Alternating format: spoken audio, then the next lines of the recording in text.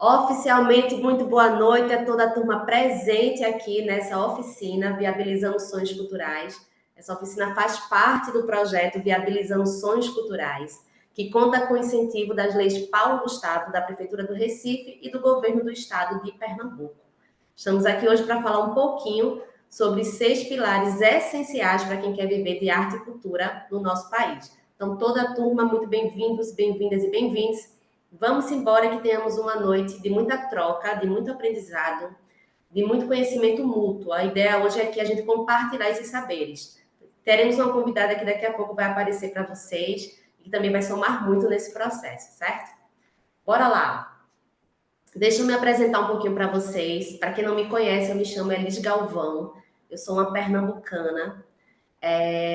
Tem uma empresa chamada Liga Criativa, que é uma empresa da área de produção cultural. Então, meu trabalho é muito forte na área, principalmente na área de formação e capacitação. É onde eu mais gosto de estar, é onde meu coração mais pulsa. Trabalho com produção, mas a parte formativa é o meu ambiente. Assim, eu gosto desses momentos como o de hoje aqui, de estar trocando com vocês. E viajando muito, conhecendo muita gente, trocando muito, dando muita formação, eu senti a necessidade de também expandir um pouquinho isso e levar essas formações para o audiovisual, de forma que as pessoas pudessem também ter acesso a isso e que pudesse também ser uma forma mais democrática e mais acessível para todo mundo. E aí surge a ideia também de fazer a websérie Viabilizando Sonhos Culturais. Caso as pessoas aqui tenham alguém que não conheça o trabalho da Liga Criativa, convido a vocês a conhecer as nossas redes sociais. Então é possível encontrar a Liga Criativa no Instagram, no YouTube, no TikTok, no LinkedIn. Tem um site da própria Liga Criativa, onde lá a gente consegue ter um panorama também dos editais que estão abertos no momento. A gente faz esse trabalho também de curadoria. Então a gente não tem como se perder mais a partir de hoje, tá?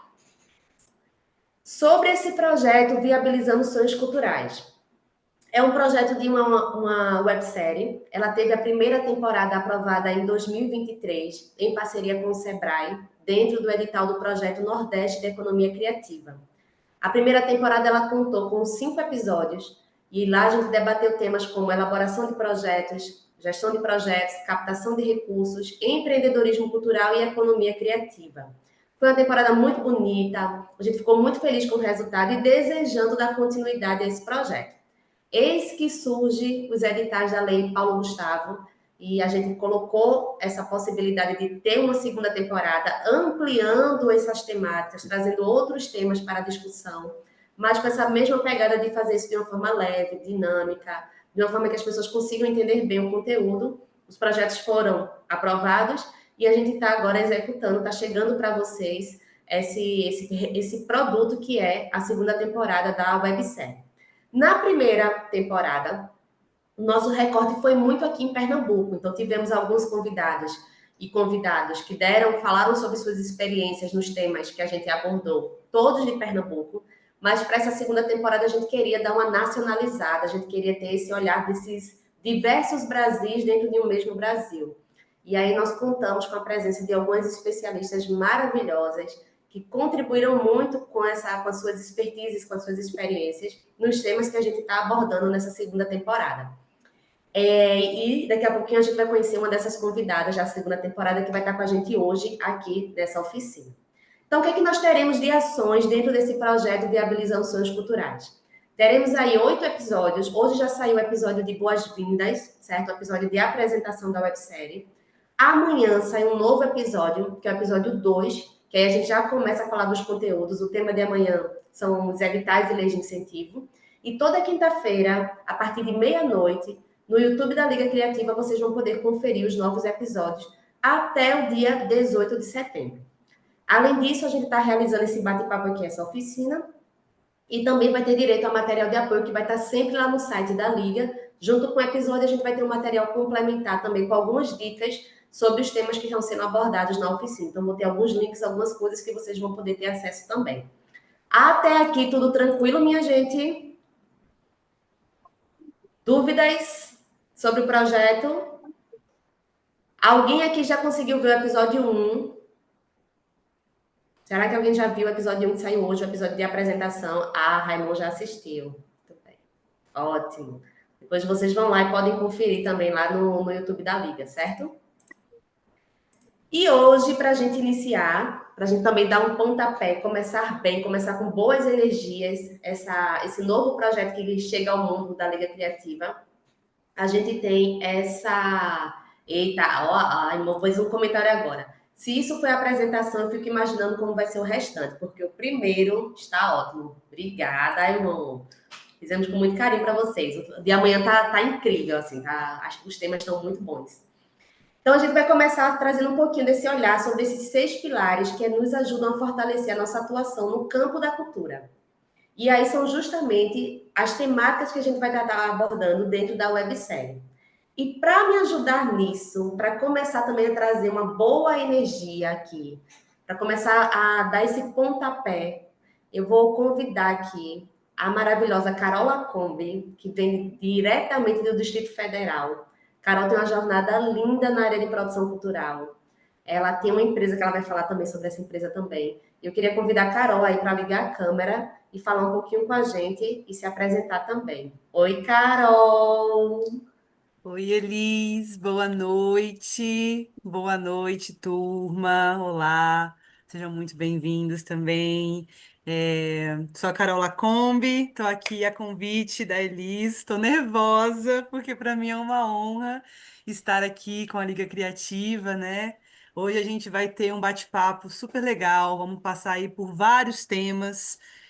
Quisera eu ficar aqui 2, 3 horas, né, Liz, falando ponto a ponto sobre cada um dos temas, mas acho que a gente vai conseguir dar um panorama geral bem legal, assim, né, de dicas importantes para quem está iniciando e até quem já está aí há muito tempo nessa estrada da arte, da cultura e da economia criativa. Obrigada, Ela é Elis. linda, né, minha gente?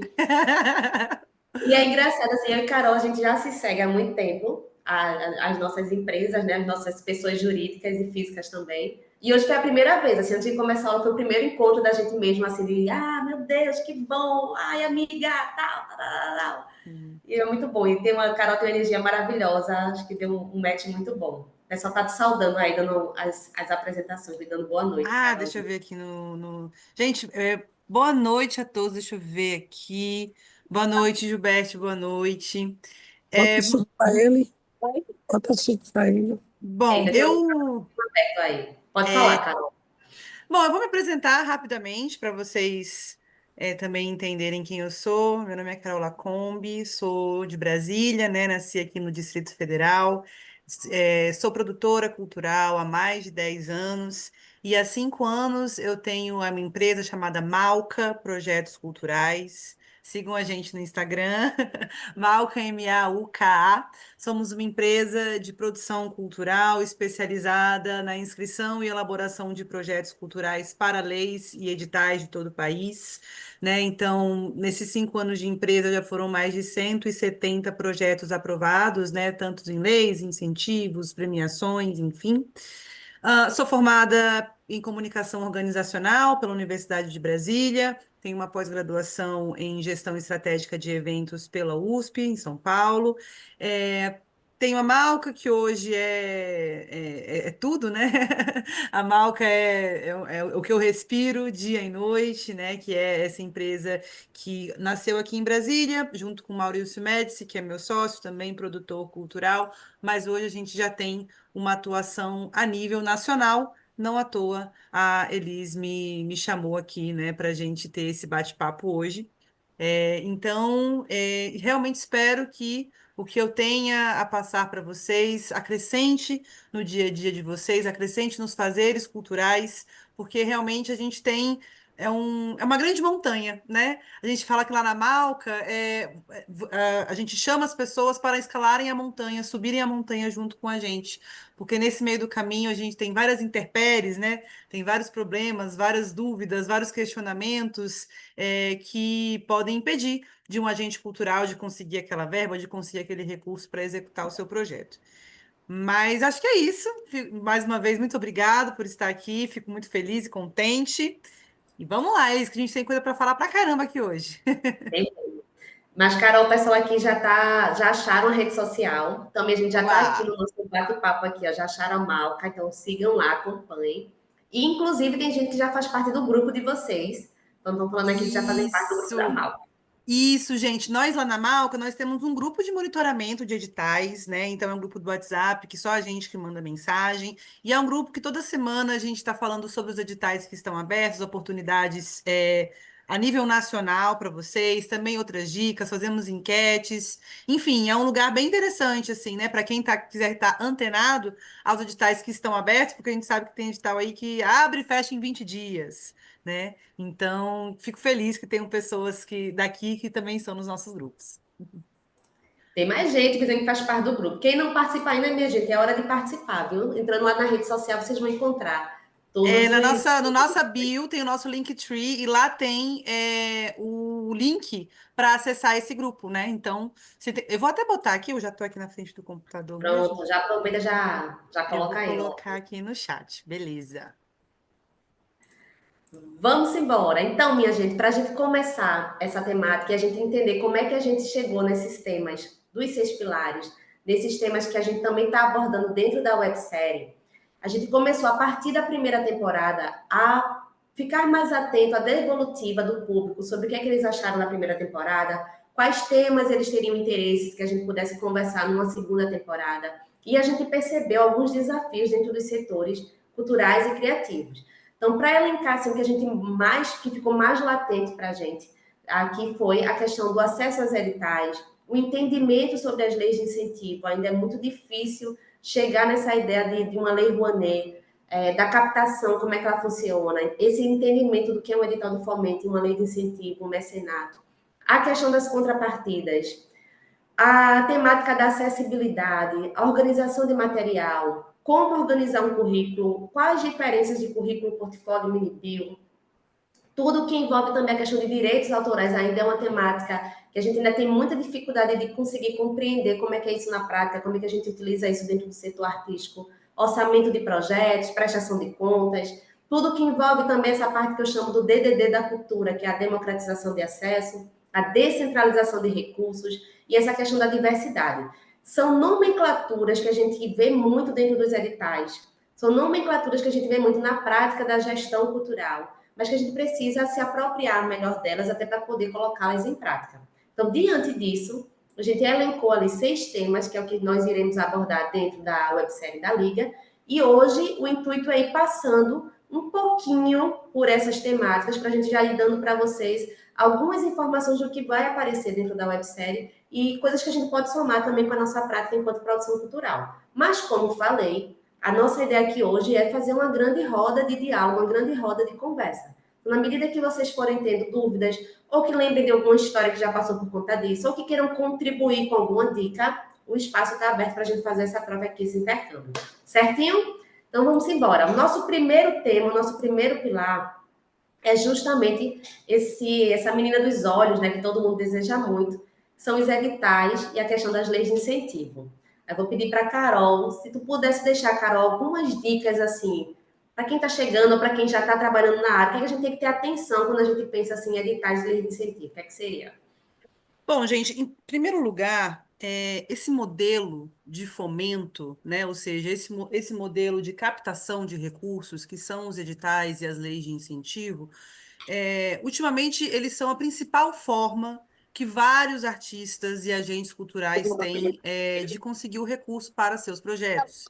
O mercado de leis de incentivo e editais culturais é um mercado que movimenta bilhões todos os anos, né? Ainda mais com essas novas leis que surgiram, como a PNAB, né, que é a Lei Aldir Blanc, a própria Lei Rouanet, enfim, a cada mês a gente tem diversos editais sendo lançados a nível municipal, estadual e federal. Né? Temos várias críticas a fazer por esse modelo, né? Porque acaba que você instrumentaliza um pouco o seu fazer cultural, né? Você precisa pegar aquilo que no seu cerne é intangível e precisa transformar isso num projeto com uma pontuação, pouca vaga, poucos valores. Então, ainda é um sistema que, no meu ponto de vista, precisa passar por várias melhorias para conseguir realmente atender não só os agentes culturais que possuem essa facilidade em escrever um projeto, mas também aqueles mestres e mestras da cultura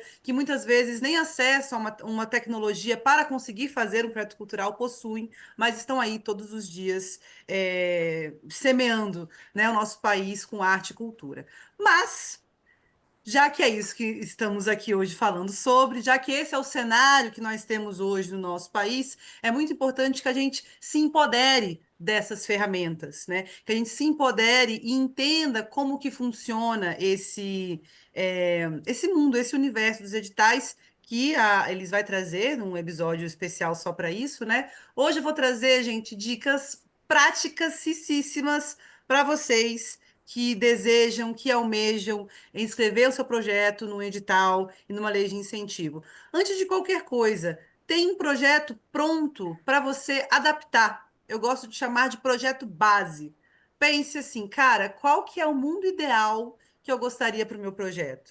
Ah, eu quero viajar 5 estados com a minha arte. Eu quero lançar um álbum e fazer um DVD disso e fazer 3 shows de lançamento na região onde eu moro. Eu quero lançar um livro e fazer 1.000 publicações desse livro e fazer essa distribuição. Massa, essa é a sua ideia. Vamos transformá-la num projeto, porque a gente tem essa diferenciação, né, entre ideia e projeto.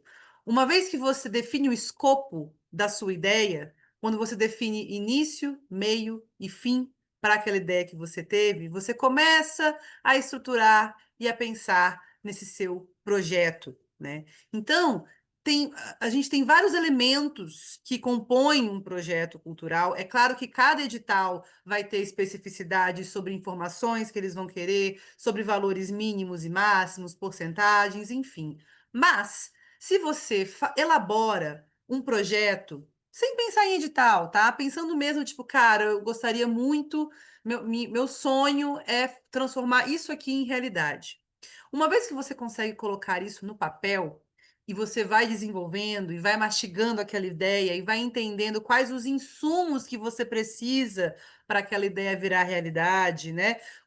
De quanto que eu preciso, quais as pessoas que eu preciso que estejam comigo, quais são os locais que eu quero atingir, quais os locais que eu vou ocupar. É um evento que é presencial, é um evento que vai para a internet. Como que eu vou fazer isso? É muito importante que todos esses pensamentos, essa chuva de ideias, né, ela saia da sua cabeça e vá para o papel. E pode ser um Frankenstein, tá? A minha proposta aqui, né, o meu exercício que eu trago é tudo isso que vocês estão matutando há muito tempo, né, sobre, cara, eu quero fazer isso, meu desejo com a minha arte é esse e tal. Comecem a colocar isso de uma forma estruturada, né? De uma forma com objetivos, com metas. Pense num cronograma. Em quanto tempo eu vou desenvolver esse meu projeto? Né? Poxa, é um festival de 3 dias com 20 atrações. Você não consegue fazer em 3 meses. Consegue?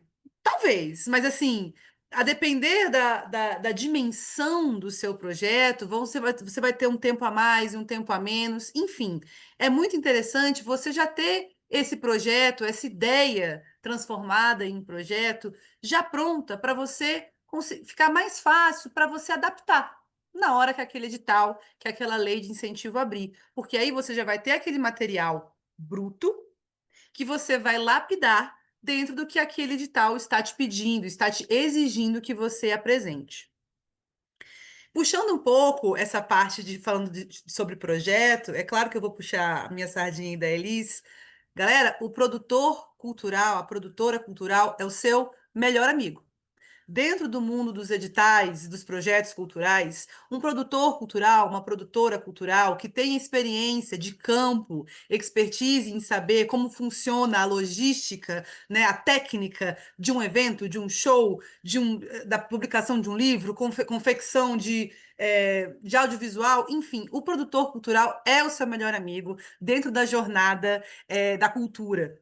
Porque essa pessoa, ela vai ter, muitas vezes, os insumos e as informações técnicas, práticas, logísticas necessárias para que aquela sua ideia, que virou um Frankenstein, que você botou no papel, mas você ainda tem muitas dúvidas, porque você é um artista, é um agente cultural que não necessariamente faz produção, né? Você trabalha em outras frentes.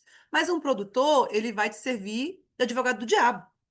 Certamente ele vai chegar, gata, não tem dinheiro. Não tem dinheiro. O edital é só R$ 20.000. Você vai ter que diminuir isso aqui. Ah, você quer fazer esse evento em tal lugar? Muito legal, mas você sabia que para esse lugar você precisa ter uma pauta e você precisa pagar tanto? Aqui você precisa tirar a ECAD, aqui você precisa chamar o Detran. Então, veja, toda essa parte que pode até broxar um pouco, né? Quando você está pensando naquele seu evento, naquele seu mundo ideal de como eu vou executar o meu projeto, o produtor, ele vai ser o seu alicerce para poder te auxiliar, não a parte criativa também, mas a parte prática, a sua parte de orçamento, sua parte de cronograma, né? Sua parte até de equipe. Olha, você quer desenvolver esse produto, mas para a sua ficha técnica, recomendo que você chame um diretor, por exemplo. Ah, eu quero fazer um curta-metragem. Tudo bem, mas você já tem uma direção, você já tem um roteiro, você já tem um diretor de fotografia que você confie, né? Você tem uma cenógrafa que vai fazer esse cenário, ou uma figurinista. Então, veja, né? Quando você se alia a esses tipos de profissionais, né, ou pessoas, até, e é claro, né, gente, artistas também são produtores culturais, muitos artistas precisam se virar nos 30, são artistas, produtores, enfim, servidores, tem duplo, triplo, quarto turno, mas é interessante que, caso você saiba, você entenda que você não tem essa expertise técnica mesmo sobre como os eventos se dão, né? Como você coloca aquele evento tira do papel e coloca na rua, quais são os trâmites, quais são os pormenores, quais são as legislações que te impedem ou não, um produtor, ele vai te auxiliar nesse processo. Além disso, gente, acho que isso é uma dica interessante que eu percebo muito, que depois da pandemia, pelo menos aqui no DF, né? Depois da pandemia, muitos grupos de WhatsApp e grupos mesmo de associações começaram a surgir numa demanda de que muitos artistas e agentes culturais se sentiam sozinhos nesse fazer cultural, ou até para conseguir entender como que funcionavam alguns editais aqui mesmo do território, né? Aqui do DF. O que eu recomendo é que vocês procurem participar de grupos de artistas e agentes culturais da sua cidade. Essa troca de experiências e de processos pode te ajudar na hora de você fazer a sua inscrição em algum edital, por exemplo. Aqui em Brasília, nosso principal edital é o FAC, Fundo de Apoio à Cultura. É o nosso principal edital, tem 2 edições por ano, e tem um grupão chamado FAC-DF, em que os agentes culturais estão lá e eles vão tirando dúvidas, dúvidas, dúvidas, dúvidas, dúvidas. Gente, isso aqui tá no SEI, não tá no SEI? Como é que eu faço isso aqui? Alguém entendeu isso aqui do edital? Como que... E as pessoas vão se ajudando.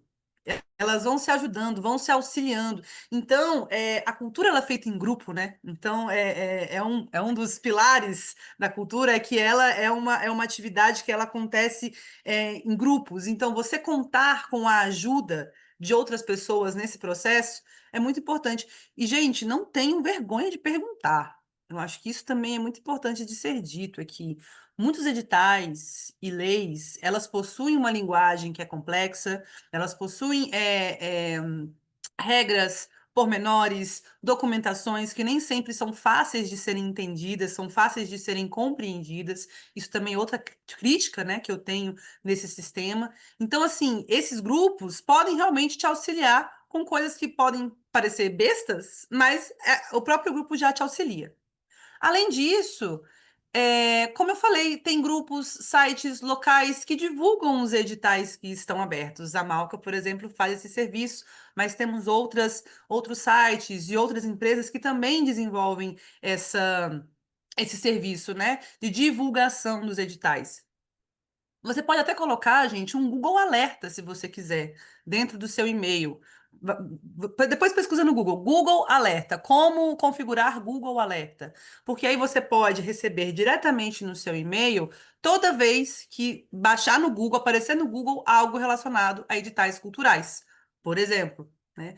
É importante você estar acompanhando, ou pelo menos tirar um tempinho do seu dia para ver quais são os editais que são abertos, porque, como eu comentei antes, Tem processos que são muito rápidos. Tem editais que acabam em 20 dias. E dentro desses 20 dias, você precisa levantar orçamento, levantar projeto, levantar cronograma, levantar ficha técnica, né? Então, é interessante você estar sempre antevendo, né? Sempre aguardando para ver aonde o seu projeto pode se encaixar. Uma dica extra que eu dou também é, caso você saiba que tem um edital que acontece todo ano, como aqui em Brasília acontece o FAC, em São Paulo acontece o PROAC, que agora está aberto, inclusive, pegue as edições anteriores desse edital.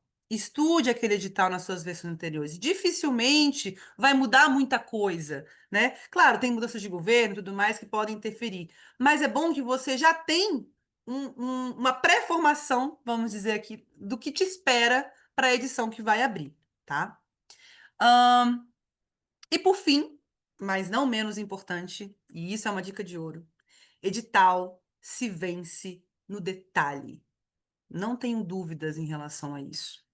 Como eu falei, é um mercado que movimenta bilhões de reais por ano, mas infelizmente não temos bilhões de vagas abertas. Temos muitos editais que oferecem quantias consideráveis de milhões e bilhões, porém, às vezes tem 20 vagas, tem 30 vagas para aquela linguagem artística que você quer competir. O que que vai diferenciar o seu projeto dos outros 550 que foram inscritos? Além, claro, de um texto coeso, de um cronograma bem feito, de uma planilha orçamentária que case com o seu projeto, são os detalhes. É aquela forma que você configura o seu texto, né? Que você coloca palavras em negrito, ou você dá um espaçamento entre um parágrafo e outro para você conseguir ter um respiro entre os textos. É aquela documentação que você colocou bem bonitinha, uma debaixo da outra, né? É aquele cronograma bem explicado, com todas as etapas do projeto. Então, veja, faça um exercício comigo. Quando você inscreve seu projeto para um edital, na grande maioria das vezes, quem vai ler vai ser um parecerista, um ser humano, que nem eu, que nem a Alice, que nem todo mundo. Então pense, esse cara tá lá 11 horas da noite, precisa ler mais 50 projetos que ele tem que entregar daqui a 2 dias, cansado, pau torando em casa, o cachorro latindo, o café tá frio, e ele vai e abre o seu projeto para avaliar. E aí o seu projeto já começa com, vamos supor, um erro de português, ou já começa com um texto que está truncado, que na primeira linha já não fala para o que veio. Mas não tenha dúvidas que essa pessoa, esse parecerista, já vai ficar. Ah, lá vem. E aí ele vai continuar vendo o seu texto e tal. Ok, você pode salvar, é claro, né? É claro que você pode desenvolver um texto que faça sentido, que seja coeso, mas é importante você saber que o seu projeto precisa brilhar os olhos daquela pessoa que está avaliando no primeiro momento, no momento em que ele vai abrir aquele PDF, aquele sistema de inscrição, e ver as primeiras palavras que você colocou para defender o seu projeto. Ele já precisa trazer algo que ele fale, que ele pare e preste atenção no que está sendo dito. Então, por isso que os detalhes são muito importantes, né? Às vezes, algum documento extra, que nem é obrigatório no edital, mas você coloca lá um planejamento visual, uma apresentação do seu projeto, que já tem um design, que já tem uma cor, que já tem uma coisa. Coloca lá. Se o edital permite, coloque lá. Porque às vezes a pessoa já está lá, zonza, aí ele abre essa coisa, pô, que legal isso aqui. Essa pessoa gastou tempo para fazer esse projeto. Essa pessoa se dedicou para parar e fazer isso aqui. Porque dá para saber, né? Olha, eu acho que é isso. Tem muita coisa ainda para falar, mas me baseei nesses 5. Carol arrasou demais. Olha, a turma tá um silêncio. Eu acho que tá todo mundo assim, com o olho estatalado, querendo prestar atenção em tudo. Aí eu Vamos dar falo uma. rápido, viu, gente? Então, se eu estiver falando muito rápido, vocês me travem, porque eu fico animada. Aí eu fico. Vai dar certinho, porque eu também sou acelerada, pronto, deu bom. Minha gente, e aí, sobre essa temática dos editais, das leis de incentivo aí? Como foi esse olhar de Carol? Vocês querem somar com alguma coisa? Tem alguma dúvida, alguma pergunta? A gente não vai conseguir também adentrar em tudo, mas a gente está aqui para somar também dentro desses processos. Achei que as dicas foram muito, muito bacanas, Carol. Assim, essa coisa dos detalhes, a gente pensar também, né? Eu sempre falo nas formações que a gente está entrando nos editais, todo mundo está com uma escola de samba ou quadrilha junina, todo mundo entra com 10. mas é ali um cabelinho de sapo, é um negocinho que caiu, que você deixou de colocar, e que vai tirando, é ali um décimo de uma coisinha, outro décimo de outra coisinha. E a aprovação, principalmente em editais, é muito concorrido, né? Você perde nos detalhes, digamos assim. Então, por isso que é muito importante essa coisa que Carol traz do cuidado, do detalhe. Se você quiser colocar mais informações, que coloque, que anexe, porque tudo isso vai somando ao teu projeto. A maravilhosa Sol de Paula, que era quase Sol de Lua, falou que achou muito pertinente lembrar que o edital se vence nos detalhes. Acho que ficou bem forte essa questão dos detalhes. Obrigada, Paulinha. Vamos embora para um próximo tema agora, que a gente também vai abordar dentro da websérie. Só reforçando que essa temática dos editais e das leis de incentivo, a nossa convidada dentro da websérie vai ser Clarice Andrade. Ela é aqui de Pernambuco, então ela vai estar representando um pouco a região Nordeste e vai estar trazendo o olhar dela, que a gente achou muito interessante, que ela vai trazer o olhar dela enquanto gestora pública de cultura. Então, é um olhar para além da produção, é quem está ali metendo a mão na máquina, fazendo os editais acontecerem. Então, como é cuidar dessa questão desses orçamentos para a cultura? Então, ela vai trazer esse olhar dentro da websérie, que vai ser muito legal também. Gilbert está falando o seguinte: eu estou começando agora como agente cultural e preciso entender melhor como os editais funcionam. De qualquer maneira, adorei as dicas e agradecendo muito. Obrigada, Gilbert. Então, uma indicação para quem principalmente está começando agora, eu sei que é muita informação, são muitas temáticas, é de fato começar a acompanhar essas páginas, acompanha lá a Malca Cultura, acompanha a Liga Criativa, acompanha outros perfis também que falam sobre isso, que a gente está sempre trazendo também muita informação para vocês. Marisa está dizendo que está muito baixo, eu não sei se está baixo para vocês também. Então, eu estou escutando bem o áudio aqui, não sei como é que está para você. A irmã está dizendo que o som está ótimo. Carol e Elis me inscrevi no edital da PENAB, mas fiquei como suplente, uma nota 6,5. O que é que eu posso fazer no próximo? Quer dar alguma dica, Carol, Posso sobre isso? falar? Posso falar? Vou Por falar. favor. Gente, projetos são organismos vivos, tá? Então não se prendam àquele texto, àquela entrega que você fez e fala, cara, tá uma porcaria, nunca mais vou entrar no edital. Você pode pegar esse edital e moldá-lo e entender o que foi que ficou, o que não deu tão certo, né? O que não ficou tão esclarecido para aquele parecerista, quais são os textos que por algum motivo não, enfim, não brilharam os olhos desse parecerista, né? Mas aí depende muito. Tem alguns editais em que eles trazem um feedback, né, que falam quais foram os pontos deficientes, né, enfim, que não conseguiram pontuação máxima. Tem alguns editais que não, que eles só lançam lá qual é o resultado, qual é a nota, não falam o que foi positivo, o que foi negativo. Então, depende. O que eu recomendo é escrever novamente em outro edital e talvez até passar esse projeto para uma pessoa de confiança, dar uma leitura. Vê se está claro o que eu estou escrevendo aqui. Vê se faz sentido o que eu tô fazendo, né? Se você acha que tem alguma coisa que eu posso melhorar aqui, lembra do seu produtor, daquele seu amigo, né? Que já tem essa experiência, que já tem essa expertise, talvez ele possa te ajudar. Mas assim, não tem uma receita de bolo, porque acaba que em muitos editais a avaliação ela é um tanto quanto subjetiva também. É claro que você pode respeitar a todos os critérios do edital, mas é como eu falei, às vezes o parecerista não vai com a cara do seu projeto, né? E ele vai achar meios de justificar isso e diminuir a sua nota.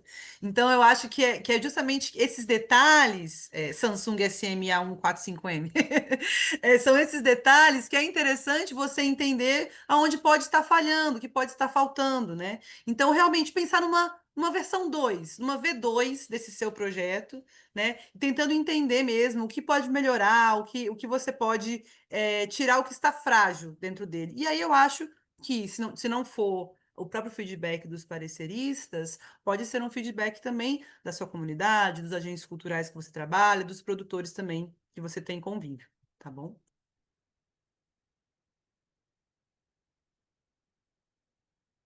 Você tá sem áudio, meu bem?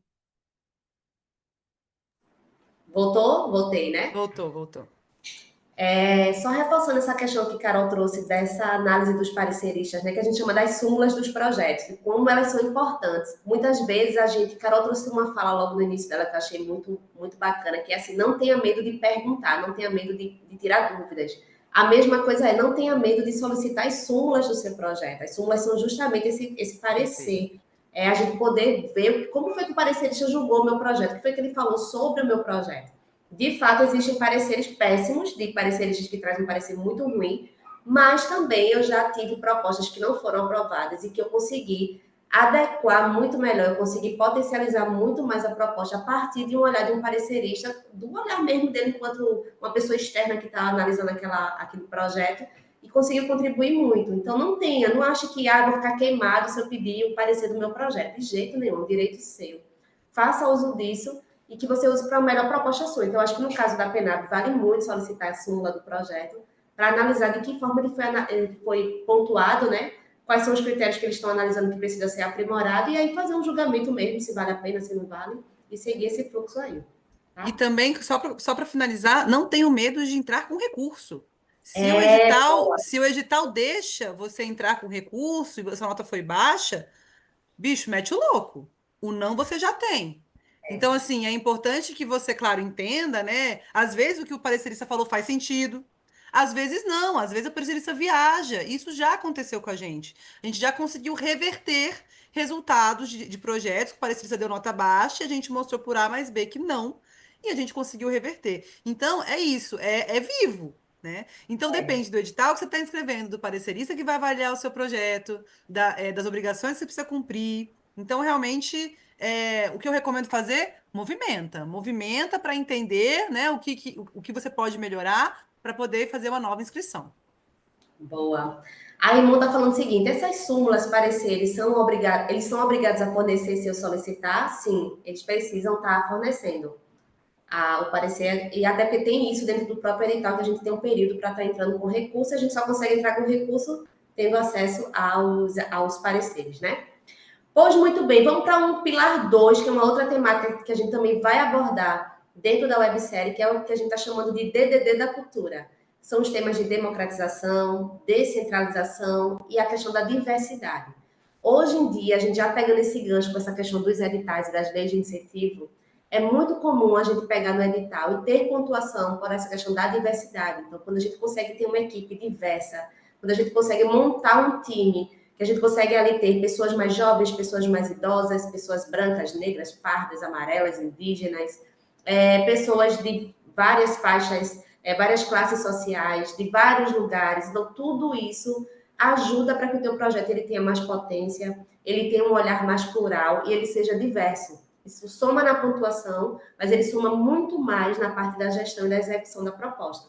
Então, uma dica que eu posso passar em relação a isso é: se você consegue ter uma equipe como essa, traga isso para o texto do projeto, que às vezes a gente fica achando, não vou botar isso não, porque eu posso parecer que eu estou querendo aparecer demais, que eu estou querendo mostrar uma coisa, sei lá, meio que forçar uma barra, quando não é. Isso é muito importante que o seu projeto seja defendido também por esse olhar, certo? Da diversidade.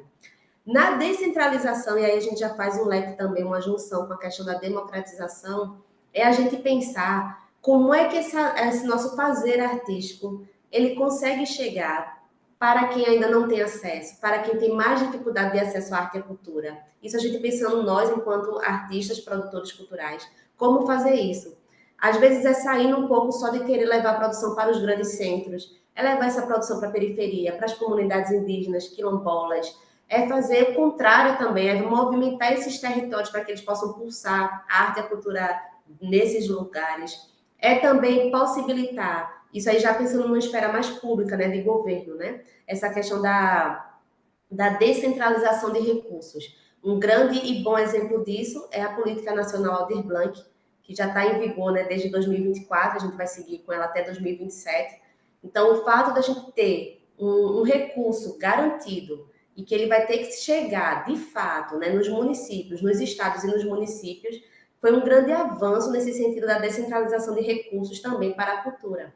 Um outro avanço que a gente também pode colocar é justamente esses tipos de editais que estão sendo lançados através da própria Lei Rouanet. A gente teve aí a Lei Rouanet Norte, a gente teve a Lei Rouanet da Periferia, a da Juventude, e agora estamos com a Lei Rouanet Nordeste aberta, que também é justamente para poder fazer com que as produções Norte, Nordeste e Centro-Oeste, que são as regiões com menos acesso a essa lei, de fato consigam adentrar e consigam ter esse recurso. Um grande diferencial da Lei Rouanet Nordeste, aí já trazendo essa temática da descentralização de recursos e fazendo esse link com a parte também das leis de incentivo. E aí é bom que o edital está aí, está aberto, né? Acabou de ser lançado, então muita gente está com dúvida sobre ele. Na Lei Rouanet Nordeste, a gente não vai precisar captar, não vai ter aquela fase da captação, que é o grande gargalo da Lei Rouanet, né? A gente até consegue submeter o projeto, mas conseguir uma empresa, conseguir quem financia esse projeto é o grande desafio. Então, na Lei Rouanet Nordeste, a gente não vai ter esse problema. Já temos aí empresas que vão estar financiando esses projetos. Então, quem colocar o projeto, quem for aprovado, vai ter um financiamento garantido. Então, isso ajuda demais para que a gente possa, de fato, democratizar esse acesso à cultura, para que essa cultura possa pulsar em outras regiões, para que a gente possa descentralizar esses recursos e que a diversidade, de fato, possa ser impulsionada, tá? Vamos aqui. Quem mais chegou aqui? Samsung CMA14 nananana, diz assim: no caso, eu fiquei habilitado, mas na outra etapa, alguns projetos ficaram com nota acima de 6,5 e sobrou a suplência. Oh, faz parte do jogo, assim, tem isso, assim, a gente nem sempre vai estar ganhando, nem sempre vai estar perdendo, vai rolar muito essa questão da suplência, é entender isso como processo. Eu acho que, eu sempre tenho uma frase que eu gosto de falar, que a gente vale muito mais do que um edital. O edital não define a nossa qualidade artística, o edital não define se você é bom ou não produtor, se você sabe ou não elaborar, porque é isso, é como o Carol falou, é um organismo muito vivo. Existem propostas que vão muito bem no edital com pontuação altíssima e no outro fica lá embaixo, assim, vai muito do olhar de quem está analisando também. Vou abrir para a Sandra, que ela está com a mãozinha levantada, querendo hablar conosco. Por favor, Sandra. Sandrinha, ou não sei se ela levantou a mão para aplaudir, para bater palma, ou se Oi, fica... Tá não, aí? é uma dúvida Por que favor. você falou aí sobre a Lei Rouanet Nordeste. E aí, a gente começou a escrever um projeto na Lei Rouanet mesmo, né? E a gente ficou na dúvida se de repente, como já começou a escrever esse projeto lá, se teria problema de pegar esse projeto que já estava lá sendo cadastrado, colocar nesse agora da Rouanet, que está aberta. Essa do Nordeste agora, perdão. Posso. po- Tá. Quer falar, Carol? Desculpa, não, Sandra, sobre a Rouanet Nordeste especificamente, você precisa fazer a inscrição pelo mesmo sistema, que é o sistema do SALIC, é o mesmo sistema da Rouanet, só que na hora que você for cadastrá-lo, vai ter uma parte dentro do formulário que você vai colocar que eu não lembro agora o nome especificamente, mas tem lá um local que você vai indicar que você está inscrevendo esse projeto para o edital Rouanet Nordeste. Tem uma parte lá dos editais. Vai ter Isso. lá, Não, você vai... entendi. A minha preocupação foi o seguinte: será que eles dizem, não, você já estava cadastrando esse mesmo projeto na Rouanet. E aí agora você coloca para a Rouanet Nordeste. Aí, tipo, não vamos aprovar porque você já estava fazendo nenhum. Você já Não, enviou para avaliação da CNIC? Não. Você está só ainda na Não, fase de cadastrar. Então não tem é. problema. Não tem problema porque esses dados não chegaram ainda no Ministério da Cultura. Eles estão com você ainda. Então, assim, você tem que tomar cuidado para, se você quiser inscrever na Rouanet Nordeste, você não pode enviar a inscrição para a Rouanet normal, vamos dizer. Porque eles não consideram. Se você quer inscrever esse projeto, seja Rouanet Nordeste, aí você decide, não, eu quero fazer via Rouanet Nordeste. Então aí você faz essa inscrição e seleciona lá que vai ser o Rouanet Nordeste. Se você já tivesse encaminhado e aí tivesse em processo de avaliação e tudo mais, aí seria um problema. Mas, pelo que eu estou entendendo, não é o seu Não, caso. só estava cadastrando, colocando, né? Escrevendo o projeto para até o prazo, né? Que tem, se eu não me engano, eu acho que não estou lembrando agora, até novembro ou setembro, não sei. Tem um Uhum, prazo da Rouanet, né? A gente estava uhum, fazendo para quando, daqui para o final, perto do prazo, a gente já. Não, agora já finalizou e terminou e enviou. uhum. Mas não temos não nada assim, nada enviado. pois pode colocar lá, viu, Sandra? Deixa eu chegar aqui, tem outra pergunta aqui, Micaela. Elis, quem faz as avaliações dos projetos enviados na Rouanet Nordeste? Micaela, esse processo ele vai passar por duas etapas. Assim como a Lei Rouanet tradicional, digamos assim, né? O Ministério da Cultura ele tem a missão de analisar esse projeto para ver se ele está coerente, se tem coesão, se ele pode de fato ser viabilizado. E aí, estando tudo ok, ele segue para a fase de captação.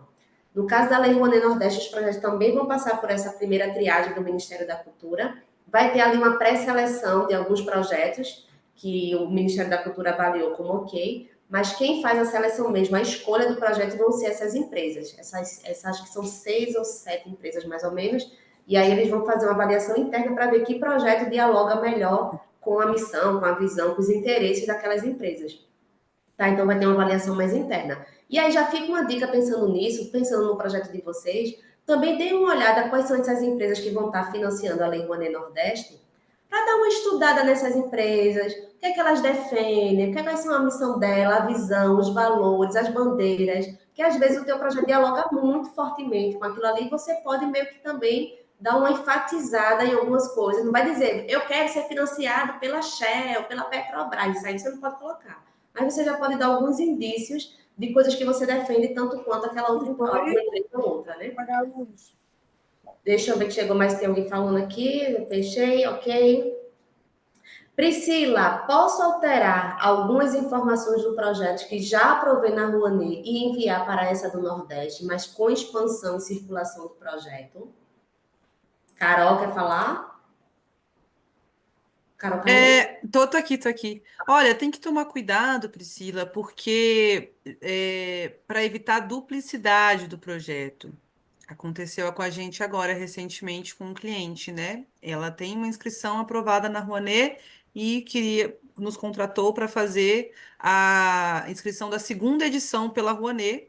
E aí eles entenderam como projetos duplicados e porque tinha o mesmo nome, enfim. Então, eu não vejo, aí falando, eu não vejo problema em você criar um novo projeto dentro do sistema e enviar para a Rouanet Nordeste, mas é muito importante que não seja exatamente o mesmo objeto. Porque aí pode cair nesse filtro deles, né? Como a Elis explicou, vai ter esse filtro do Ministério da Cultura, primeiramente, que eles podem, considerar o seu projeto duplicado. Então, aí tem essa questão também. Perfeito. Minha gente, o papo tá muito bom, a gente vai dar uma avançadinha, tá certo? Vamos para um novo pilar, que também vai dialogar muito com o que a gente está conversando, então a gente só vai expandir um pouquinho essa temática. E a gente vai falar de orçamento. Deixa eu só reforçar uma coisa importante, que lá na nossa websérie, a nossa convidada especialista, que vai falar também um pouco sobre essa questão do DDD da cultura, democratização, descentralização e diversidade, será a Janine Rodrigues. Quem não conhece, vale a pena também dar uma procurada, que é uma super especialista no assunto, tá? E aí, avançando para o nosso pilar 3, a nossa temática terceira é orçamento de projetos. E tanto lá como aqui, quem vai trocar uma ideia com a gente vai ser Carolzinha, Carol Lacombe, vocês vão ver ela agora. E na websérie também ela deixou um depoimento bem bonito, com dicas também sobre essa temática. E aí, Carol, o que, é que a gente pode deixar de dicas aí sobre esse tema do orçamento de projetos? Ah, mulher, é aqui que o filho chora e a mãe não vê. Orçamento é um item delicadíssimo, galera, porque é a partir do seu orçamento que você vai conseguir tornar o seu projeto factível. Como assim? Ora, a depender do seu edital, do projeto que você está inscrevendo, você vai ter aí um limite orçamentário. Tem editais que são de R$ 500.000, editais que são de R$ 100.000, editais de R$ 20.000, de R$ 50.000, né? Os tetos de cada linha de edital.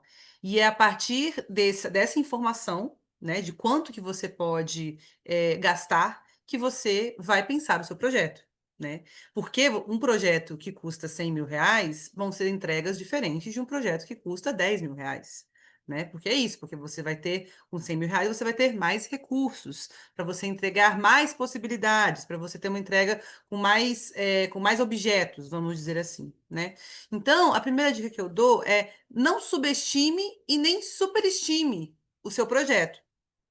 Valores reais fazem toda a diferença na hora da avaliação do seu projeto.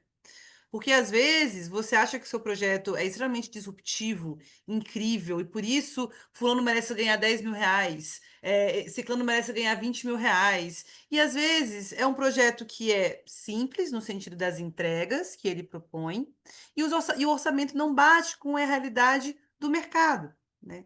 Então, de novo, produtor cultural é o seu melhor amigo. Ou alguém, né, ou você mesmo, para entender quais são os valores que são praticados no mercado hoje em dia. É claro, é óbvio, todo mundo merece receber de forma justa, né, de forma que o trabalho que ela vai desenvolver corresponda com o valor que ela vai receber. Mas aqui a gente tem limitações, né, que são as limitações que o próprio edital traz. Então, a partir dessas limitações, você entende o que é possível ser entregue e o que não é possível. E isso depende muito do seu orçamento. Porque às vezes você lê o edital, você fala, 50 mil, pô, massa, dá para entregar isso, isso, isso, isso, isso. Aí você começa a planilhar e você vê que o buraco é muito mais embaixo, né? Então, qual é que é a grande reclamação da nossa classe? Não tem dinheiro suficiente, né? Não tem dinheiro suficiente para desenvolver o projeto que eu quero. E é normal, tá, gente? Não, eu acho que é uma dor que atinge a muitas pessoas, né? De realmente a gente ter que adaptar, moldar a nossa ideia, o nosso projeto, à realidade financeira que está posta à nossa frente, seja no edital, seja de um patrocinador, né? Seja da pessoa que queira financiar o seu trabalho, seja do seu próprio bolso, porque tem gente que faz projetos, né, na cara e na coragem. É, como eu comentei, antes, naquela nossa ideia da gente ter um projeto ideal, né? O meu projeto, assim, que eu realmente um dia, oxalá, eu vou conseguir fazer daquela forma. Então, pense num orçamento ideal. Pense em tudo que você precisa, de todos os insumos, de toda a estrutura, de toda a equipe, de todos os serviços que você precisa ter dentro desse escopo do seu projeto para você pensar nesse seu orçamento. E uma dica que eu dou é pense ele colado no seu cronograma. Afinal, no seu cronograma, você vai colocar todas as atividades que você precisa desenvolver dentro daquele projeto. Na pré-produção, você vai fazer reunião, você vai fazer contrato, você vai identidade visual, você vai ensaiar, você, né, enfim, você vai comprar equipamento. Na produção, você vai contratar o produtor, você vai marcar pauta. Então, assim, quando você coloca todas as atividades que você precisa desenvolver dentro desse processo do seu projeto, você entende quais são os custos disso, né? Pô, se eu preciso ensaiar, eu preciso pensar num cachê de ensaio. Eu preciso pensar num cachê para algum estúdio. Se eu vou fazer a contratação, eu tenho advogado, preciso pensar no advogado, né? Identidade visual do projeto. Opa, eu coloquei aqui minha equipe de comunicação, coloquei aqui um designer, né? Coloquei aqui um social media. Então, esse é um exercício interessante para quem ainda está muito perdido, né? Sobre como fazer orçamentos e tudo mais. É interessante você pensar no seu projeto, nas atividades que você precisa desenvolver, e aí fazer essa planilha dentro da realidade orçamentária que você tem, né? E aí tem esse orçamento que é o ideal, tudo que eu quero entregar, todas as atividades, minha equipe dos sonhos, custa isso aqui. Agora, para adaptar a essa oportunidade que apareceu para mim, seja um patrocinador que está te oferecendo 100 mil reais, o projeto na verdade custa 500 mil, opa, aí você tem duas saídas. Ou você capta mais, vai atrás de outros captadores, ou você adapta seu projeto àquele valor que você tem disponível. Bom, Carol, diga, diga, diga, diga. tá assim, ó, como eu digo, pipado de pergunta aqui. Posso jogar Pode, um? Porque pode, tem pode. muitas mulheres. Mulheres, só tem muitas mulheres. Leonardo está perguntando o seguinte: referente aos custos vinculados, no caso o Rouanet, né? O edital salienta que a remuneração de captação de recursos é zero, ok? Mas não fala nada sobre os custos de divulgação e administração.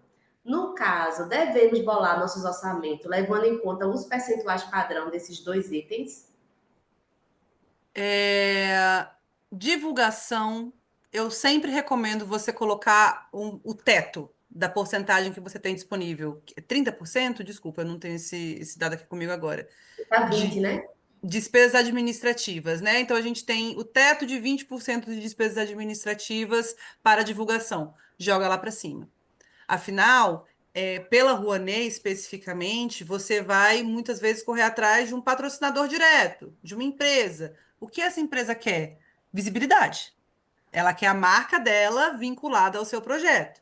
Para isso, você precisa ter valores dentro da sua planilha orçamentária que consigam abarcar em sua totalidade, né, o máximo possível para aquela empresa conseguir fazer essa divulgação.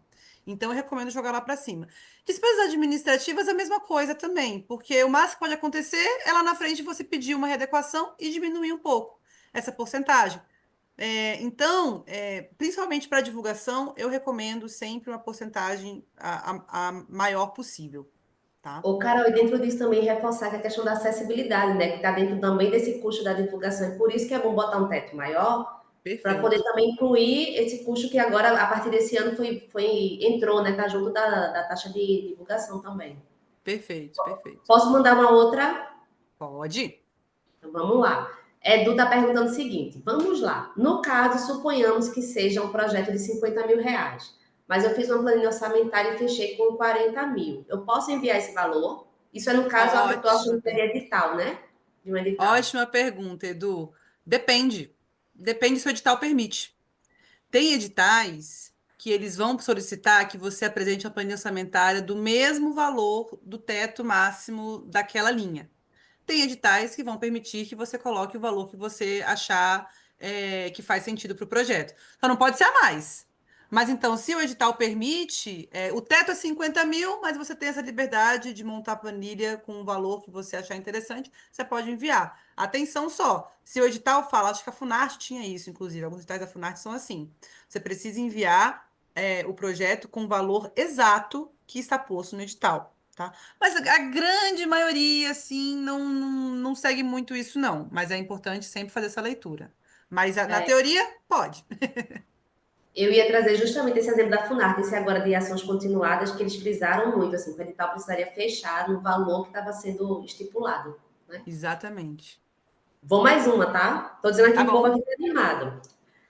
A Imon pergunta: existe algum guia ou referência para essa questão de valores de mercado que você planeja pagar no projeto? Por exemplo, para coordenador, fotógrafo, professor, intérprete, design, entre outras possibilidades. Legal. É a Imon? Ai, Imon. a Imon. A A Imon. Imon.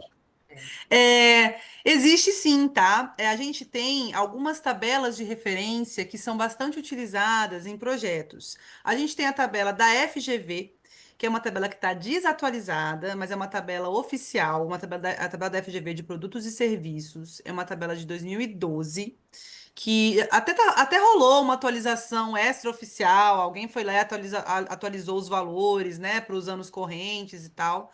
Mas muitos editais, eles pedem comprovações de valor, né? Como você comprova esse valor? E muitos deles aceitam essas tabelas de referência. Uma que eu gosto de usar muito para referência é o Salic Compara. O que é o Salic Compara?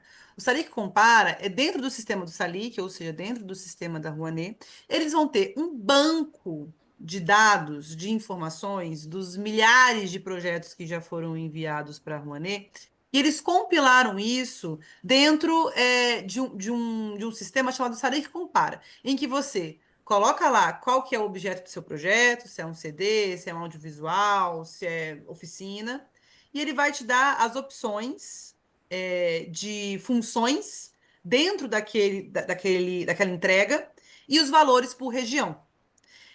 É uma tabela que eu acho interessante porque ela já é um pouco mais atualizada.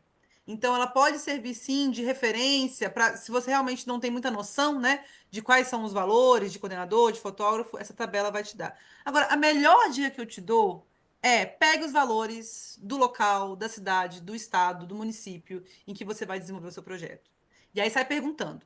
Gente, orçamento de fotógrafo, alguém conhece professor, alguém conhece intérprete? Porque esses vão ser os valores reais que você vai praticar, querendo ou não, né? É claro que você pode ter uma ideia em cima dessas tabelas de referência, mas cada localidade, cada estado vão ter valores que se diferenciam às vezes muito, muito, muito, muito, né? Os valores praticados em Brasília, dos profissionais autônomos aqui, são muito diferentes dos valores praticados em São Paulo, que são muito diferentes dos valores praticados em Recife, por exemplo.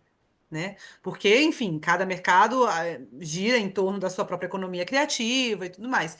Então, recomendo as tabelas, mas aí na hora do vamos ver, do tipo, cara, eu vou mandar esse projeto, deixa eu ver, eu quero viajar, ainda mais se você for viajar, né? Ah, eu quero fazer uma circulação em 3 estados. Eu preciso saber de valores nesses estados. Você pode utilizar das tabelas, mas nada melhor do que o profissional que atua lá, que, né, que já trabalha lá, para te passar valores reais. Tá? Boa. Deixa eu até trazer uma história que aconteceu aqui em Pernambuco, né? Porque até dentro do próprio estado acontece esse tipo de coisa. Um edital que é muito conhecido aqui em Pernambuco. Eu tive uma cliente que teve um projeto desabilitado porque ela mora tipo, no Agreste de Pernambuco e colocou o orçamento referente ao que o pessoal do Agreste estava cobrando. Mas com a análise do pessoal que estava analisando o projeto, entendeu que o valor estava abaixo do mercado, quando na verdade era um valor de mercado. E aí, quando eu fui estudar, ela me deu o projeto para revisar, quando eu fui estudar, eu entendi que era isso. Então, numa segunda edição, a gente colocou como material complementar justamente uma explicação sobre isso, que às vezes no mesmo estado a gente tem essa diferenciação de valores a depender da cidade onde você mora. Então, a gente teve que botar uma complementação explicando que os valores cobrados eram valores daquela cidade, para aqueles profissionais que aí de fato diferenciavam de um valor da capital, por exemplo. Então, essa fala de Carol ela é muito importante, se for preciso, é preciso, inclusive, complementar esse tipo de informação dentro do projeto. Tem mais uma aqui, Carol, posso mandar? Eita, tem mais duas, mulher, o povo está empolgado demais, viu? Bora, vai, simbora. Vamos embora. Márcia pergunta, gente, e aí, vai aceitar MEI na Rua de Nordeste? Vai não. Eu acredito que não, cara. Eu acho que era até uma discussão que estava tendo, né, sobre o tipo de proponente. Mas se eu bem me lembro, não é aceito. Deixa eu ver aqui. Eu ainda participei de uma discussão que estavam vendo, porque no edital não tem nada, assim, dizendo que não pode ser MEI. Hum, Então a gente está esperando ainda esse retorno oficial do MINC, assim, tá nessa coisa ainda sem entendi. muita definição. Por exemplo, a Rouanet da Juventude, que foi aqui para o Centro-Oeste, não estava aceitando MEI. Então, e foi assim, a galera caiu em cima, sabe? Nesse sentido, assim. Mas se não tem uma definição oficial ainda, então também É melhor a não gente esperar a fonte deve oficial, aguardar. aguardar eles Exatamente. falarem, tá? Porque, por exemplo, na Norte até pessoa física pôde participar, mas aí deu muito rebuliço, aí tiraram a pessoa física. É por isso que eu acho que talvez o MEI possa, talvez eles tenham dado uma flexibilizada, mas vamos aguardar as fontes oficiais. Tem mais Entendi. uma aqui. Micaela, recebi na Penab como pessoa física com valor abaixo do limite anual, mas isso implica que terei que prestar contas no imposto de renda ou editais de fomento não descontam? Eu não sei essa informação, você acredita? Eu Recebi. realmente não. Até foi uma dúvida de um cliente nosso mesmo, né? Como que ele faz isso no imposto de renda? Porque se foi abaixo do limite anual, eu entendo, eu, Carol, que não é preciso prestar contas no imposto de renda. Mas eu acho que essa dúvida, e ainda mais porque, enfim, a PNAB, ela tem, cada estado, município, né, eles são livres para fazer os editais da forma que, enfim, dentro dos parâmetros da lei, mas eles têm essa autonomia, da prestação de contas de cada um ser diferente, né? O que eu recomendo, Micaela, é um contador. Eu acho que um contador vai ser a pessoa que oficialmente vai conseguir te falar se você precisa ou não prestar contas no imposto de renda. Porque dá pano para manga, gente, essa coisa de imposto de renda, assim, e sendo transparente, é um assunto. Esse ano foi a primeira vez que eu tive que fazer um imposto de renda sozinha. Eu pirei a cabeção. Porque eu não sou mais MEI, agora eu sou LTDA, e aí eu fiquei assim, gente, como é que eu faço isso? E se me prenderem? Porque eu declarei errado. Então, realmente, é importante perguntar para o contador. E aí, a Márcia trouxe aqui que bolsas e verbas de fomento entram como não tributáveis, que você presta conta, mas não desconta. Isso é uma informação muito importante. Muitos desses recursos, eles realmente entram como não tributáveis. Mas aí eu acho que é a coisa de ler mesmo o edital especificamente e perguntar para um contador, porque eu posso estar falando besteira aqui para vocês. Eu acho que sempre é mais seguro, né? Pois é, ir direto na fonte. Carol, tem mais alguma dica de orçamento? A gente pode avançar. Como é que tá indo a programação? Tá de boa, né? Acho que a gente bateu bem essa pauta hoje, não foi? Para mais informações, assistam um episódio de orçamento que vocês vão ter lá mais complementações sobre essa temática com a presença de Carol por lá também, certo? Outro tema muito importante que a gente também vai estar abordando dentro da websérie da Liga Criativa é a temática da acessibilidade cultural. E é um tema também extremamente importante. E a primeira dica que eu já vou trazer de cara para vocês é que a acessibilidade cultural ou já é item obrigatório, ou pelo menos é um critério de pontuação adicional nos editais. Então, não dá mais para a gente estar pensando em estar fazendo ações culturais sem pensar na questão da acessibilidade. Dentro disso, também chama muita atenção que é muito importante a gente planejar essa acessibilidade desde o início da ação.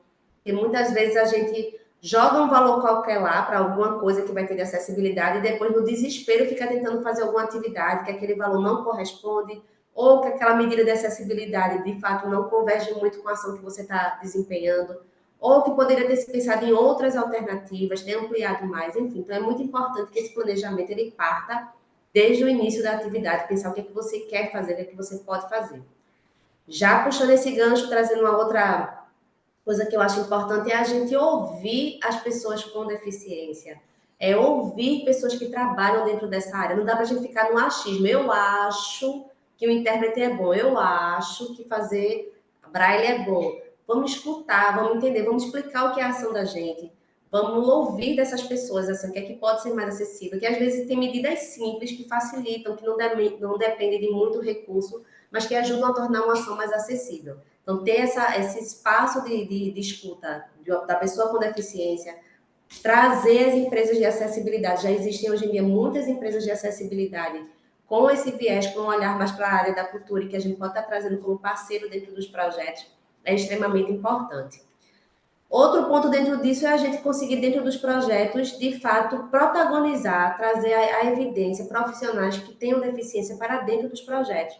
Para além de público, acho que a gente já está com essa cabeça mais aberta, que a gente precisa pensar na questão da acessibilidade para democratizar esse acesso, mas também trazer as pessoas com deficiência para junto da equipe, dentro da equipe, participando ativamente dentro do projeto. Eu acho que são alguns viés importantes dentro dessa área de acessibilidade. Quer complementar com alguma coisa, Carol? Gostaria sim. Por favor. Pessoal, não tem mais como pensar na inscrição de um projeto cultural sem se pensar na acessibilidade.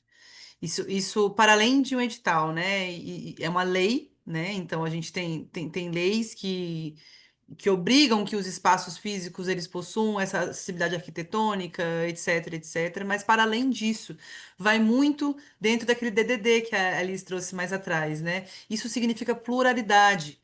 Quando a gente pensa na acessibilidade em todas as suas frentes, acessibilidade comunicacional, atitudinal, arquitetônica, né? Enfim, quando a gente entende, estuda um pouco mais o que são as várias possibilidades de acessibilidade dentro de um projeto, a gente expande a nossa cabeça para entender que há pessoas que querem. Pessoas com deficiência que querem ter acesso ao nosso projeto. E a gente precisa, como agentes culturais, recebendo recursos que muitas vezes são recursos públicos, a gente tem como obrigação fazer com que essas pessoas também tenham esse acesso, que elas consigam visualizar a nossa apresentação, né, o nosso fazer cultural. Não sejam levianos com a acessibilidade, foi o que eles falou. Ah, joga aí R$ 500 para intérprete de Libras, só. Coloca aí mais R$ 1.000 de audiodescrição, tá bom demais.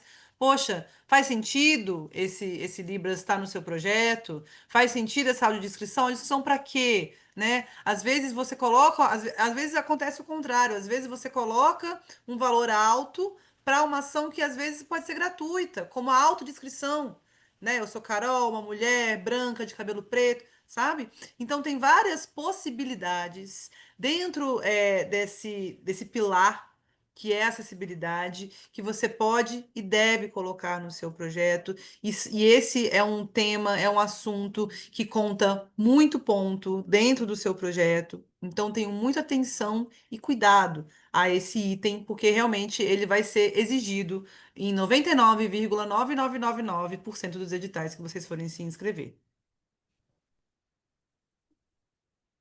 Ah, o Hamilton tem uma dúvida aqui. Por favor, Posso ler? por gentileza. Uma dúvida que eu tenho sobre acessibilidade: mais é melhor ou menos é mais? Tem inúmeras opções que podem ser feitas, mas isso tem um custo. Sabemos que existe um mínimo que pode e deve ser feito, mas minha dificuldade é saber até onde ir. E também possuo um receio de colocar muitas opções e parecer para o brilhador que eu só quero encher linguiça. Olha, muito legal essa sua observação, querido, porque eu acho que depende muito do universo do seu próprio projeto, né? Depende muito das entregas, do público que você quer atingir, do espaço que você vai fazer isso, se é uma oficina que é online, se é presencial, já muda o tipo de acessibilidade, né, que você vai ter disponível. É, e realmente isso onera, né? Isso custa para dentro do seu projeto. Então, veja o edital. Tem edital que eu já peguei edital que as ações de acessibilidade tinham que vir por fora do valor da planilha. Você tinha que cuidar da acessibilidade por fora. Então, depende. Tem edital que vai te exigir uma porcentagem mínima dentro do seu valor total para acessibilidade. Aconteceu, por exemplo, com um projeto nosso de audiovisual que passou pela Paulo Gustavo, aqui em Brasília. E a gente tinha uma porcentagem mínima, se não me engano, de 20% do orçamento total precisa ir para a acessibilidade. E depois que a gente levantou todos os custos, a gente entendeu que ia custar muito menos do que 20%. Pô, né, os fornecedores botaram aqui e tal, a gente mandou essa dúvida para a OSC que está cuidando, né, desses projetos. Falou que não. Vocês não podem diminuir o valor, a porcentagem de 20% do orçamento aprovado. Se virem. Então, acaba que, tipo, pô, a gente tem aqui, sei lá, R$ 5.000 sobrando, porque a gente já fechou com esses artistas, mas por uma limitação do edital a gente não pode mexer. Aí você entende internamente como que você faz e tal. Então, depende muito, sabe? E eu entendo muito porque há várias opções possíveis e disponíveis. O que a gente quer é meio que abraçar todo mundo, né? Mas é isso, também entender quais são as limitações dentro daquele espaço que você vai ter, dentro daquele local, daquela atividade, se faz sentido. Às vezes, e o que acontece muito por exemplo, a gente sempre coloca o intérprete de Libras para as oficinas que a gente desenvolve. São pouquíssimas as pessoas com a necessidade desse intérprete. Às vezes a gente tem um intérprete que fala que ele é o extintor mais caro que existe, porque ele tem que estar presente em tudo, ele tem que estar lá, mas às vezes não tem ninguém que vá usufruir daquela interpretação de Libras, por exemplo. Mas é importante que ele esteja lá para cumprir aquela contrapartida. Então, é interessante entender o que é obrigatório, o que não é, o que faz sentido estar dentro do escopo do seu projeto, o que não faz, né? É. Aí, dentro dessa fala, trazer também até um olhar que a gente vai ter, que é de Letícia Lima, que é a convidada do episódio de acessibilidade. Ela é uma multiartista surda, e ela traz um olhar para a falta da empatia mesmo dos editais com as pessoas com deficiência. Se a gente for parar para pensar, os editais ainda não estão preparados para isso. São poucos os editais que recebem propostas em vídeo, só em libras. Então, a gente ainda precisa ainda avançar muito nessa questão, de fato, de facilitar o acesso, inclusive dentro das políticas públicas, né? Essa tua fala me lembrou isso. Micaela está perguntando o seguinte: a Liga e a Malca recebem atualmente propostas de projetos culturais? Então, vou falar pela Liga. A gente não faz o atendimento assim eu não sei se é isso, de submissão de projetos, esse trabalho a gente não faz. Nosso trabalho é muito mais de consultoria, formações e mentoria. Mas já a Malca, diga aí, Carolzinha. Pode vir, bebê, pode vir, Micaela. A gente atende sim, tá? É o nosso principal, uma das nossas principais frentes é justamente a elaboração e inscrição de projetos, de editais e leis. Então, pode falar com a gente que a gente está recebendo sim. Casadinha perfeita. Bora avançando, minha gente. Vamos para a nossa próxima temática. Estamos nos aproximando da reta final. Cadê o meu amigo que estava querendo jantar? Será que ele já jantou? Ele disse assim: vai jantar, mas volte. Eu não sei se ele tá. Olha, ele tá dizendo que estou com fome. O homem pega uma bolachinha, tá já chegando na reta final. Estou dentro do horário ainda estipulado, viu? Marisa está dizendo que eu nunca provei um projeto. Pois vai ser agora, Marisa. A virada de chave está acontecendo agora. Só o fato de você estar por aqui, acho que já é um bom sinal, um presságio que boas coisas vão acontecer, viu? Isso me deixa muito triste. Chame Carol para conversar, bata um papo com ela e veja como é que a Malca pode lhe auxiliar dentro desse processo para você estar enviando seu projeto aí, certo? Falando em enviar projetos, falando em se preparar para os editais, falando em tudo isso, porque está tudo muito conectado. Nosso próximo assunto é a questão do currículo artístico, que também é um assunto muito importante, que a gente ainda percebe muita dificuldade da classe artística de poder organizar e se documentar em termos disso. 10 o quê? 10 com Carolzinha, traz aí tuas dicas do que é que tu tem para ajudar nesse processo assim, para quem precisa se organizar para organizar os seus currículos. Pessoal, esse assunto do currículo, portfólio, ele é muito interessante porque às vezes parece meio óbvio assim, poxa, se eu estou atrás de um emprego, se eu estou atrás de um financiamento, tudo mais, eu vou ter lá o meu currículo, né, com os meus dados, mas não é tão simples assim. Ainda mais quando a gente está falando do mundo das artes, né, do mundo da cultura, em que enfim, não é aquela coisa, eu trabalhei em loja, depois eu trabalhei. Não, eu tenho projetos desenvolvidos, né? Eu tenho músicas feitas, eu tenho artesanatos prontos. Então, é um outro nível de entendimento sobre como é esse documento. O seu currículo artístico, o seu portfólio, nada mais é do que a sua vitrine. É a sua vitrine, aonde você vai estar apresentando a sua trajetória, apresentando o seu fazer artístico dentro de um documento, né?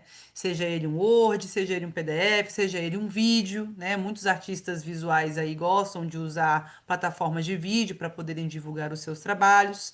Mas a primeira dica que eu dou disso tudo é antes feito que perfeito. E isso é muito importante de se entender, né?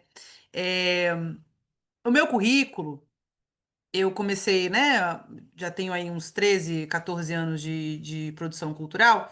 Eu comecei ele no Word, colocando, né, um pequeno texto sobre mim, colocando os 3, 4 projetos que eu tinha desenvolvido, qual é a função que eu fiz, e eu fui alimentando ele. Depois de um tempo, eu tive uma ex-namorada que era designer, e aí facilitou um pouco minha vida, que ela pegou aquelas informações e colocou num layout, ou seja, ela pegou as mesmas informações que estavam corridas como um texto e transformou isso num portfólio, numa apresentação visual, que nem isso aqui que vocês estão vendo, né? Pilar 5, currículo. Veja que legal, né? Tem aqui uma identidade visual, a gente tem cores, a gente tem fotos. Lembra do que eu falei sobre brilhar o olho? Isso também é muito importante quando você está apresentando o seu currículo ou o seu portfólio dentro do edital, dentro do escopo do seu projeto, tá? Então, às vezes pode. É isso, antes feito que perfeito. Às vezes você, artista, agente cultural, que ainda não tem essas informações elencadas, já faz a mesma coisa da sua ideia que está na cabeça. Joga no papel. Começa a elencar lá tudo que você já fez. Vai voltando no tempo, vai lembrando tudo que você já fez e vai colocando no papel. Vai entendendo isso e botando todas essas informações, das mais relevantes para menos relevantes, ou das mais recentes para mais antigas. Depende, né? Depende de como que a sua trajetória se construiu. Outra dica que eu dou, registrem, gente, todos os trabalhos que vocês desenvolvem. Fotografem seus crachás para os produtores que estão aí, seus certificados, seus diplomas, né? Aquele curso de 2 horas que você fez, pega aquele curso para você poder colocar lá naquele seu currículo, né? Isso é muito importante, gente, porque a gente esquece, muitas vezes, de registrar. Quando a gente está lá no evento, quando a gente está fazendo e tal, a gente está em cima do palco. Peguem esses registros para você ter como material para colocar dentro dessa comprovação que é o seu currículo. Outra dica que eu dou, tenha mais de um tipo de documento para oportunidades distintas. Vão aparecer oportunidades, talvez você vá dar uma entrevista para a imprensa ou até para o próprio edital, que você tem lá um portfólio bonito, colorido, com com as informações, com a sua foto, com as fotos dos eventos que você já participou, com as comprovações do crachá. Eu tô falando como produtora, né? As suas comprovações de crachá lá no final. E eu também tenho um currículo em Word corrido pá, pá, pá, pá, pá, pá, pá, por exemplo, se quiser me contratar para uma produção de um evento corporativo, me quiserem contratar para o governo, por exemplo, né? Estou em Brasília, estou na capital. Se quiserem me fazer uma contratação mais formal, opa, eu tenho aqui um documento mais formalizado para isso. Mas eu também sou artista, eu também tenho meu portfólio, né? E que eu vou apresentar ele, seja para um possível patrocinador, seja para um edital. Então é legal você ter esses dois tipos de documento. Mantê-lo sempre atualizado. Claro, porque às vezes enviar um portfólio que é defasado pode ser um tiro no seu pé. Às vezes você está mandando um projeto lindo, incrível, maravilhoso no ano de 2025 e a última vez que você atualizou o portfólio foi em 2022. Por mil motivos você não conseguiu atualizar. E aí você encaminha para o parecerista, ele vai ver que nos últimos 3, 4 anos você não fez nada. Opa, como assim? Ou não fez nada ou está desatualizado, né? Então é muito importante. Eu faço anualmente, né? Projeto que eu sei que vai para o ano que vem, eu já até coloco no desse ano para não ter o trabalho para o ano que vem eu ter que atualizar de novo. Mas eu sempre faço essa atualização anual, né? Mas enfim, eu faço no Canva, porque eu tenho um pouco mais essa habilidade de abrir o design e tal, mas não precisa necessariamente ser assim, tá? É claro que dentro de todas as possibilidades financeiras, orçamentárias e de tempo possível, o que eu recomendo é busquem um portfólio que seja atrativo. No mundo dos editais, gente, das leis de incentivo, por mais que tenham críticas a serem feitas, a gente está vendendo o nosso peixe. Literalmente. A gente está realmente assim, ó, pegando o nosso projeto, mostrando a importância desse projeto, mostrando o quanto que ele é importante, quais são as ações que a gente vai fazer e tal. E o seu portfólio, ele precisa também demonstrar um pouco disso, né? Então, é claro, mas um portfólio em Word que não tem cor, o parecerista não vai avaliar. Vai avaliar, não duvide disso. Antes feito que perfeito. Mas se possível for, dentro das possibilidades de vocês, desenvolverem um portfólio ou um currículo mais bonitinho, sabe? Com uma cor, com uma coisa. Dentro do Canva, que é um aplicativo, quem não conhece, eu recomendo.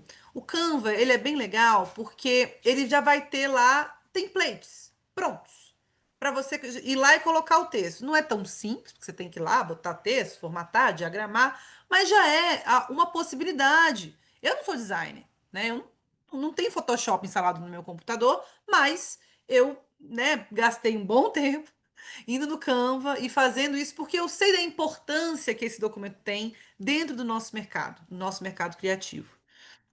Então, eu recomendo isso também. E, por fim, busquem escrever um texto, resumo, um release, com as principais características do seu trabalho e os principais feitos. Às vezes isso é importante também, seja o seu currículo simples, seja o seu portfólio. Já tem um texto lá, ó, pá! Carol Lacombe é formada em comunicação organizacional pela Universidade de Brasília e pós-graduada, não sei o quê, é sócia fundadora da Malca, que já possui mais de 170 projetos. Veja, em um parágrafo, você já consegue resumir os seus principais atributos, as suas principais ações, e aí você abre aquele seu documento, né? Tem várias formas, gente, não é também receita de bolo. Tem várias possibilidades que você pode seguir para fazer o seu portfólio. Mas, se a gente for pensar nos primeiros passos, vamos dizer assim, eu acho que essas recomendações que eu dei, elas são válidas, sabe? Do tipo, resuma a sua trajetória em 1 ou 2 parágrafos, registre tudo que você já desenvolveu, escreva tudo, veja qual é a ordem de importância que faz mais sentido. É por ano? É mais interessante eu mostrar que eu trabalho muito, ou é mais interessante eu mostrar os meus principais feitos? Depende. Depende, né? Então, acho que são essas dicas. Show de dicas. Eu acho que aqui algumas perguntas até tu acabou já respondendo um pouco na tua fala, né? Só de Paula pergunta a diferença entre o currículo e o portfólio, seriam as imagens e vídeos, e aí na tua fala tu já trouxe essa questão do currículo ser muito mais a parte textual, o portfólio a questão das imagens, enfim, acho que já está bem contemplado. Renê está dizendo que tem dificuldade para construir o currículo artístico, por onde ele pode começar, porque tem muita experiência, tem 21 anos, mas já está na faculdade e acha que não tem muita coisa a ser comprovada. Nunca desenvolvi nenhum projeto e tem umas semanas que vem pensando que sente falta de alguns projetos para a área de literatura. Quer trazer alguma contribuição para o caso de Renê? Renê, todo mundo começa de algum lugar, né? Assim, a gente sempre lá atrás a gente vai começar com pouca coisa mesmo.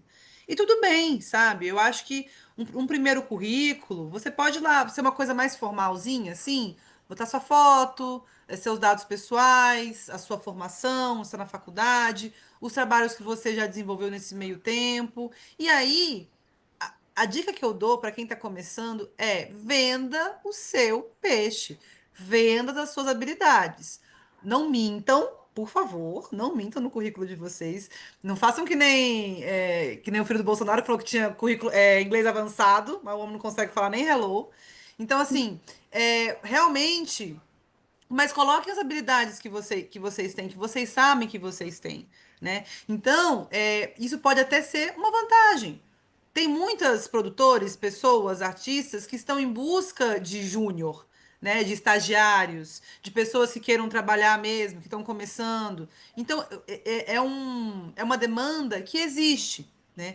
Então, você já preparar esse currículo, já colocando seu texto, já entendendo um pouco, né, sobre o que você almeja. Você falou aí sobre projeto de literatura. Poxa, coloca um pouco isso na sua fala, né? Minha ambição é poder construir uma trajetória em que eu consiga futuramente ter projetos voltados para essa área.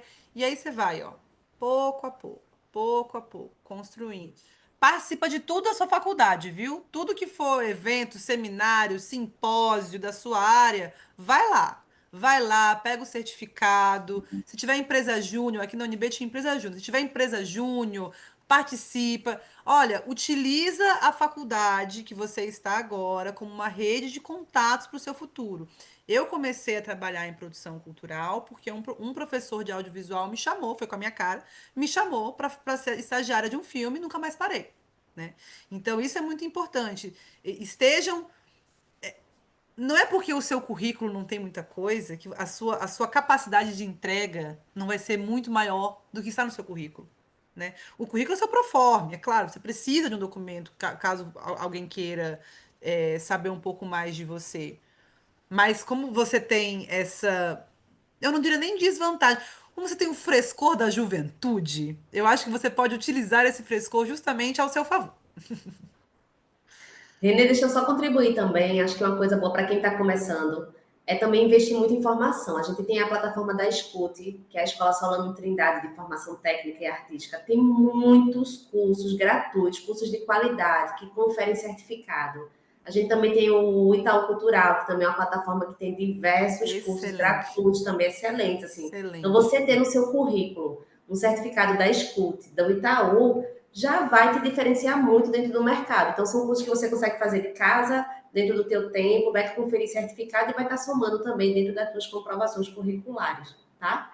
Vou só Perfeito, Márcia. adiantar aqui, por conta do nosso horáriozinho, Renê foi, Márcia está perguntando se um vídeo documentário daria certo acho que talvez como comprovação curricular, pelo que eu estou entendendo. Massa, dá certo sim. O que, por exemplo, para eu comprovar os documentários, o audiovisual que eu já produzi, por exemplo, eu coloco lá no meu currículo uma sinopse do que é aquele trabalho, a função que eu desenvolvi, o ano de lançamento, e eu ponho um link. Link para o teaser, link para o trailer, né? Enfim, link para o documentário completo. Então, você pode colocar assim, é uma das formas de comprovação, certamente. Perfeito. Joe Bert está dizendo que alguns modelos de portfólio já estão disponíveis em sites, inclusive está aqui contribuindo com a turma, já deixando aqui, certo? Alguns sites para quem quiser conferir. Xiaomi, tá somando também, dizendo que em algumas contratações tem a exigência de currículo e release. O pessoal confirmando aqui a ideia da Escuta como um ótimo curso. Gilberto parou, não tá nem mais com fome, tá metendo um link aqui pra gente e tá se guiando, minha gente. Ele agora se animou e tá botando um monte de link. Então aproveite aqui os links que ele tá trazendo pra gente. E tome link mais. Arrasou, Gilberto. Muito bem. Vamos agora para o nosso Último tópico de hoje, do nosso último pilar, que é a questão. Deixa eu só voltar aqui, que quem vai estar contribuindo com a gente nessa temática de currículo artístico é a Andressa Batista, também uma produtora maravilhosa, que vai estar representando o norte do país. E lá na websérie ela também vai trazer as contribuições dela sobre essa temática dos currículos artísticos. E o pilar 6 é a questão dos direitos autorais. Dentro da websérie a gente vai contar com uma especialista nessa área, que é Nath Ferrugem. Opa, deixa eu deixar aqui. Renato Ferrugem, que vai estar conversando com a gente sobre essa temática. Mas dentro desse tema de direitos autorais, gente, a gente precisa também ter muita atenção. Por exemplo, registro de marca. Né? Muita gente aí está nessa trajetória, tem sua empresa, tem sua marca, tem até um projeto que já realiza há muito tempo e não se preocupa com essa questão de registrar essa marca, de ter, de fato, o direito a utilizar. E já aconteceu vários casos de pessoas que perderam, de fato, não podem mais usar o nome, não podem usar uma marca por conta de não ter esse registro. Então, é muito importante ter atenção à importância disso, desses tipos de registros a serem feitos. O custo, quando a gente coloca na balança, ele não é tão alto assim para você tirar o registro da sua marca. O registro de marca ele vale por 10 anos. É possível a gente fazer uma pesquisa no próprio site do INPI, né, do INPE. Você coloca lá o nome da sua marca que você quer utilizar e já vê se ela já está cadastrada ou não. Outro fator muito importante que a gente também vai abordar na questão da websérie, dentro desses direitos autorais, é o direito autoral do fazer artístico. Então, tipo assim, um autor teatral, um compositor, como é que ele pode, de fato, estar registrando o trabalho dele? Como é que ele pode ter esse cuidado? E a gente vai adentrar também dentro dessa temática na websérie, na questão da criação de conteúdo para a internet, que também é uma outra temática muito importante dentro dessa questão dos direitos autorais. Como é que a gente pode preservar a nossa criação quando a gente coloca isso dentro da internet, que aparentemente né, a gente entende como uma terra meio que sem lei, muita coisa acontece ao mesmo tempo, na maneira que você posta. Eu não sei se já aconteceu com a Malca, de ter conteúdos. Com a Liga acontece, vez por outra, assim, eu vejo o mesmo template, às vezes só tira a minha foto e bota a foto de outra pessoa, mas o conteúdo é igualzinho, o mesmo texto, a mesma legenda, tudo do mesmo jeitinho. Então, com frequência, eu vejo assim, essas similaridades que acontecem e que, de fato, não poderiam acontecer porque é preciso ter também um certo entendimento das pessoas quando utilizam isso, né? Vou contar uma história real, oficial, que aconteceu comigo dentro dessa questão de direitos autorais, que foi quando utilizaram o nome de um projeto que eu tenho, que é um projeto muito antigo já, que eu já venho realizando. E aí teve um edital grande e uma pessoa entrou em contato comigo perguntando se eu tinha feito a inscrição desse projeto no edital. Aí eu disse que não, porque o aporte era pequeno e tal, que não tinha colocado. Aí disse, rapaz, alguém pegou o nome do teu projeto, toda a ideia, assim, a estrutura completinha, e submeteu aqui. E aí a primeira pergunta que ela fez, esse projeto tem registro de marca? Aí eu disse, não tem. No mesmo dia eu já entrei com o registro de marca do projeto. E aí a gente conseguiu derrubar a proposta que tinha sido enviada, não seguiu à frente, mas é uma coisa também para a gente prestar atenção, que às vezes a gente acha, mas é um projeto cultural. Mas também pode acontecer das pessoas pegarem aí os direitos autorais também, certo? Gente, quer trazer alguma contribuição, Carol? Eu dei uma carreirinha por conta do tempinho da gente. Não, eu acho que é um tema, eu acho que é muito delicado na nossa área. Ainda mais essa coisa, né? A gente tem eu comentei lá, apresente seu projeto para outra pessoa para ver se faz sentido ou não. Às vezes a pessoa vai roubar seu projeto. E assim, acontece mais, é raro, mas acontece, né? Aquela famosa frase.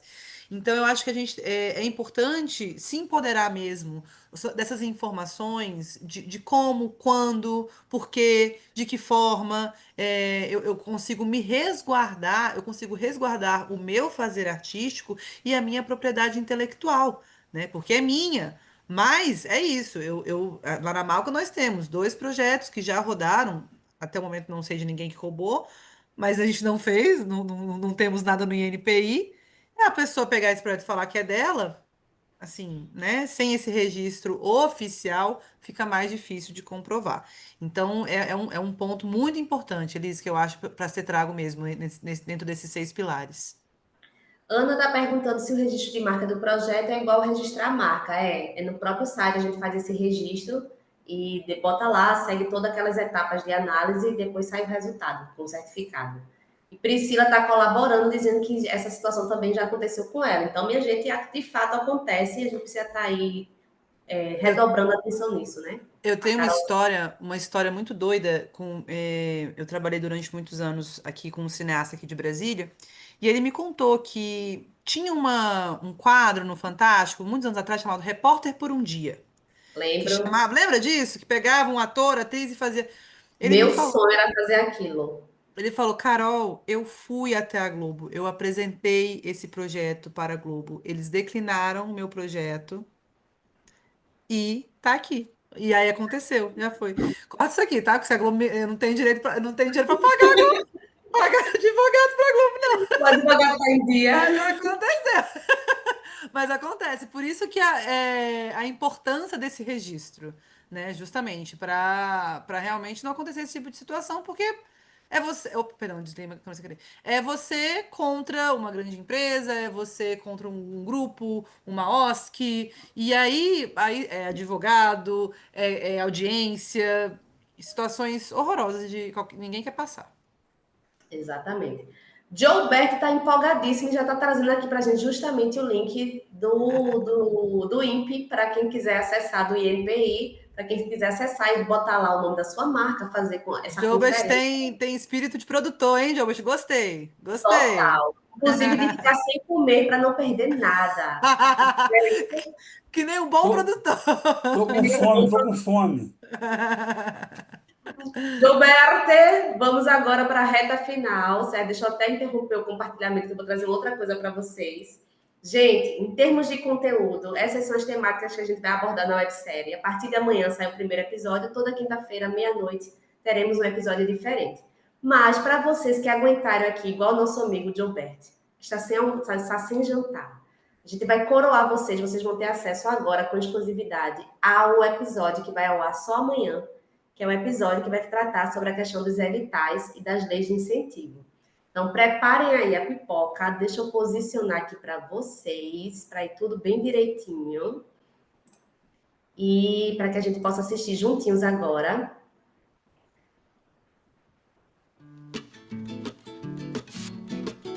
Um grandinho para vocês.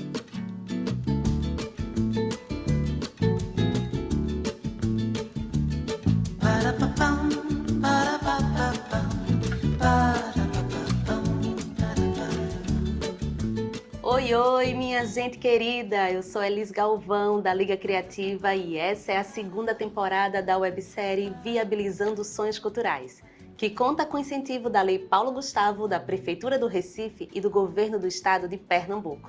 Te convido a acompanhar todos os episódios que preparamos com muitas dicas para você que trabalha com arte, cultura e criatividade e deseja conhecer sobre o universo dos editais e leis de incentivo, currículo artístico, orçamento de projetos, direitos autorais, acessibilidade cultural, diversidade, democratização e descentralização. Vem com a gente! Para alguns, o assunto de hoje é um super vilão. Para outros, é uma heroína capaz de mudar histórias de vida. A Liga Criativa orgulhosamente apresenta o tema Editais e Leis de Incentivo. Os editais de fomento e as leis de incentivo são uma das principais formas de captação de recursos no Brasil. Parece ser tudo a mesma coisa, mas existem diferenças entre eles. Quando falamos de Lei de Incentivo à Cultura, temos a Lei Rouanet como um ótimo exemplo do que chamamos de mecenato. Na prática, é o seguinte: você submete a proposta, ela é analisada por uma comissão.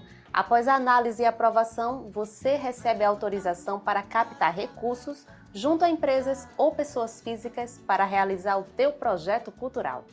Essas empresas e pessoas físicas que financiam projetos via Lei Rouanet deixam de repassar um percentual de impostos ao governo para ser aplicado em projetos culturais. Já os editais culturais são opções bastante utilizadas pela classe artística, por ser uma forma de captação onde já existe o recurso financeiro, o famoso Fundo de Cultura, não se fazendo necessária a captação em outros lugares. Na prática, o edital é aberto, você preenche um formulário e envia as documentações necessárias. A sua proposta é analisada por uma comissão. Sendo aprovada, você recebe o recurso de forma direta para a execução do projeto. Dentro do universo dos editais, é importante ter atenção aos editais públicos, aqueles abertos pelas gestões municipais, estaduais ou federais, e os editais privados, abertos por empresas. Nesta opção, pode acontecer de termos editais onde só podem participar propostas que estejam cadastradas na plataforma do SALIC, o Sistema de Acesso às Leis de Incentivo à Cultura.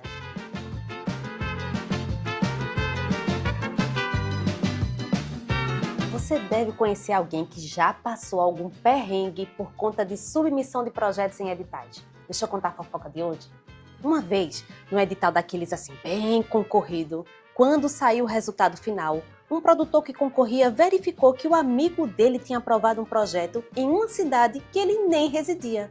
Ao falar com esse amigo, ele confirmou que mentiu sobre a sua residência. Nesse meio tempo, rolaram as denúncias sobre a situação do produtor aprovado e outros casos de fraudes no edital. Resultado: vários projetos foram anulados, inclusive o do produtor. Ele, não satisfeito, foi para as redes sociais e hablou, minha gente. Falou da injustiça que estavam cometendo com ele e jurou que morava naquela cidade. E pediu que o amigo confirmasse tudo, enviando uma declaração de residência e também de atuação artística na cidade. O amigo está sem saber o que fazer. O que é que tu faria numa situação dessas? Conta aqui nos comentários. Minha gente, essa fofoca, hein? Que situação! Vamos seguindo, né? Ainda neste tema dos editais e leis de incentivo, eu quero compartilhar contigo 4 dicas que podem fazer você ter o famoso final feliz rumo à aprovação da sua proposta. Ao pensar em submeter projetos para leis de incentivo e editais, vale ter atenção ao seguinte. Dica número 1. Os formulários estão cada vez com menos caracteres e buscam por informações diretas sobre a proposta. Dica número 2. A acessibilidade é exigência ou pelo menos critério de pontuação adicional em todos os editais. Se informe sobre o tema, pois é fundamental termos ações culturais acessíveis.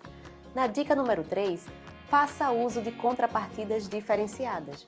Vale pensar nas esferas de contrapartida social, de comunicação, ambiental e negocial. E a dica número 4 é sobre o uso de inteligência artificial, que já é uma realidade na formatação de projetos, mas é preciso usar bem e saber direcionar os comandos para ter uma melhor experiência com a ferramenta. Se depois dessas dicas ficou o desejo em adentrar no universo dos editais e leis de incentivo, nas redes sociais e no site da Liga Criativa, vocês terão acesso ao link onde é possível acessar formulários preenchidos de projetos já aprovados na Lei Rouanet e ter acesso às empresas que financiam projetos em todo o Brasil.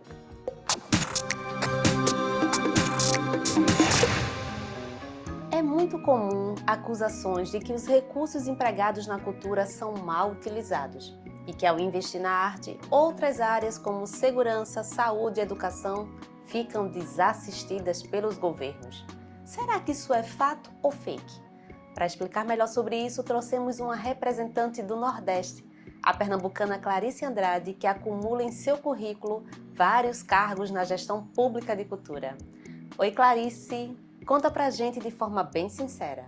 Quando o governo investe em cultura, isso pode prejudicar os recursos de outras áreas? Eu vim aqui explicar para vocês que não é verdade que o orçamento de cultura deve ser melhor gasto ou pode ser melhor gasto em outra pasta do orçamento público. O orçamento público é um instrumento de planejamento, uma ferramenta de planejamento financeiro, certo? Onde os governos, seja nos municípios, nas cidades, no estado ou no Brasil, ela planeja o que pretende arrecadar, ela faz uma previsão da arrecadação e também dos gastos. E nessa previsão de gastos, ela prevê o período e como ela vai gastar. Então, cada tema, como saúde, educação, moradia, transporte, ela tem o seu lugar, a sua caixinha no orçamento público. E a cultura também tem lá a sua caixinha, a sua previsão. Então, não adianta tirar de um para botar no outro. O que vale é realmente executar bem, gastar bem o planejamento feito com a gestão de cultura, seja na sua cidade, no seu estado e mesmo no Brasil. Esse episódio tá bom demais, né? E para coroar, o quadro mais amado da primeira temporada está de volta, o Liga pra Liga, onde a gente seleciona dúvidas de vocês e trazemos para responder por aqui. Sobe a vinheta que já vai começar. Quem nos mandou a primeira pergunta foi o capoeirista Rafael. Ele pergunta o seguinte: a Lei Rouanet é só para artistas famosos na mídia? Essa tua pergunta é excelente, Rafael, porque ela abre espaço para a gente falar sobre a importância de ações que possam incentivar as empresas a também apoiarem projetos de artistas que ainda não têm tanta visibilidade no mercado. A maioria das empresas que patrocinam projetos aprovados na Rouanet priorizam os artistas famosos pensando no retorno de visibilidade de marca que aquele artista pode oferecer. Mas existem outras nuances a serem pensadas sobre isso, como a da responsabilidade social. Uma empresa que apoia um projeto cultural local, ela está beneficiando impactos sociais muito relevantes e que podem colaborar, inclusive, com funcionários e famílias atendidas por esta empresa. A próxima dúvida vem de Maria Helena, brincante de cultura popular, que nos pergunta: quando posso enviar propostas para a Lei Rouanet e que editais sempre abrem inscrições ao longo do ano? Bora lá, boa pergunta! Para quem desejar submeter propostas para a Lei Rouanet, a plataforma fica aberta quase que o ano todo, recebendo propostas vindas de todo o país. A inscrição é feita pela plataforma Salic, no endereço que está aparecendo aqui na tela. Em relação aos editais, vale citar a PNAB, Política Nacional Aldir Blanc, que terá duração de 5 anos contados desde 2024, podendo concorrer nos municípios e estados. Já editais privados, vale citar os das empresas como Natura, Vale, Itaú, Banco do Brasil, Caixa Econômica, entre outros. No site e nas redes sociais da Liga Criativa é possível acompanhar o lançamento dos principais editais de cultura a nível nacional. O episódio de hoje está chegando ao fim, mas vale o convite para maratonar os outros vídeos da websérie e conferir mais conteúdos sobre os temas nas nossas redes sociais e no site da Liga Criativa. Vamos juntos viabilizar os nossos sonhos culturais. Até a próxima! Tchau, tchau!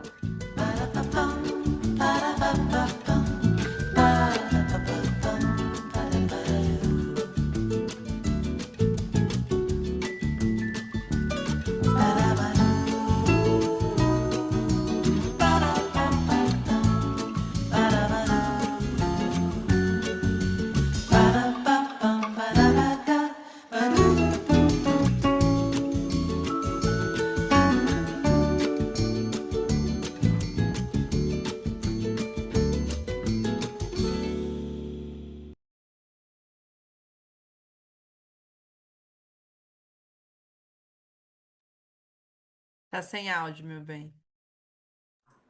Curtiram, minha gente? Aí tá, olha, muitos comentários, coisa boa. Amanhã esse episódio sai no ar para todo mundo, e aí quem quiser pode rever, certo? Ver tudo bem direitinho. Eu percebi que em alguns momentos, acho que era a internet aqui estava dando uma oscilada, então estava dando uma diferenciada, às vezes, no áudio, enfim. Mas amanhã tá tudo bonitinho, tá tudo lá, tudo prontinho, certo? Deixa eu ver quem mais aqui, que massa, que bom, minha gente. Obrigada, viu? Então, que vocês curtam muito essa websérie. Esse projeto está sendo realizado com muito carinho, com muito cuidado. Tem uma equipe grandiosa, assim, grandiosa que eu digo não é que são muitas pessoas, mas grandiosas, assim, no coração de querer fazer a coisa acontecer. Uma equipe pequenininha, mas uma equipe muito engajada. Tá todo mundo muito feliz, muito orgulhoso desse projeto estar no ar. Queria agradecer muito, Carol, por ter topado essa parceria, tanto de participar da websérie como uma das especialistas, como se prontificou assim, com a maior generosidade do mundo para somar aqui nessa partida com a gente. E acho que foi um grande presente mesmo, assim, para mim, e acho que para toda a turma. A Carol trouxe contribuições valiosíssimas, fora toda a simpatia, todo o desprendimento. Ela é muito maravilhosa. Eu amei, Carol. Muito obrigada, viu? Pá, pá. Elis, eu que te agradeço. Muito obrigada novamente pelo convite. Espero que tenha sido proveitoso para a galera que está aqui com a gente, né? Até quase 9 horas da noite. É um assunto que não se finda, né, gente? A cultura, a produção cultural, formas de fomento.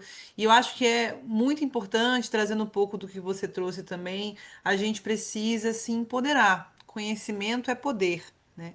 Quanto mais a gente se empoderar sobre esses assuntos que permeiam o nosso dia a dia, né? Que permeiam o nosso fazer, o nosso trabalho, né? Estamos aqui profissionais da cultura, agentes culturais, profissionais da economia criativa. Então, esses assuntos, eles são fundamentais para a gente realmente poder, inclusive, batalhar, debater, trazer propostas, né, de mudanças, de melhoras, enfim. Então, acho que iniciativas como essa, né, que você traz, como a websérie, iniciativas gratuitas que estão aí disponíveis. Opa, acho que deu uma travadinha aqui, né? Só para mim ou para vocês também, Carol? Eu caí, mulher! Caiu. Eu Caiu e caí! voltou. Ai, a gente tá falando demais, chega! Mas é isso, quero agradecer muito, muito mesmo, assim, novamente. Iniciativas como essa, elas são, assim, fundamentais e primordiais para que mais pessoas tenham acesso a esse tipo de conteúdo, que mais pessoas consigam se empoderar, consigam escrever seus próprios projetos, consigam, captar fomento direto, fomento indireto, né? Porque acaba que essa é a realidade que nós temos hoje do nosso país, então a gente precisa se nutrir dessa realidade da melhor forma possível, né? Maravilhosa. Minha gente querida, muito obrigada pela disponibilidade do tempo, da energia, da contribuição, da troca. Foi uma turma muito linda. Foi um único encontro, mas foi um encontro muito potente. Queria convidar vocês, a quem puder, para ligar as câmeras, para a gente tirar uma última foto e aí liberar todo mundo para jantar, para descansar, para esticar a coluna, que amanhã ainda tem muito trabalho pela frente. Então, quem puder ligar as câmeras, muito obrigada a todo mundo que participou hoje. Só para a gente tirar uma foto final e registrar esse lindo momento que foi esse pontapé inicial dessa trajetória aí, dessa websérie, que está começando hoje, a gente segue até setembro. E eu conto muito com vocês nessa possibilidade de estar compartilhando aí todos os nossos conteúdos. Estou rindo aqui de Edu, que já está jantando, certo? Vamos embora, uma fotinha. Quem pode fazer esse registro aí pra gente? Menina, é muita mulher, né? Gilberto tá comentando aqui, é muita mulher. Ah, meu filho, as mulheres quando se unem, não tem pra ninguém. O poder feminino, exatamente, é isso As aí. mulheres têm que estar na cultura. Muito bem, Vera. Van, tu arrasa aí na foto. Tu tá pelo celular, né? É. Você quer que Tá. eu tire? Eu posso tirar. Tu pode, Carol. Pronto, então tira uma foto lá e manda que a gente Atenção! coloca. Olha o sorrisinho. Tá inteira. Foi, Foi? Pronto. foi. Um beijo, minha gente. Muito obrigada. Tchau, tchau. E até a próxima, viu? Tchau, gente. Muito obrigada. Até a próxima.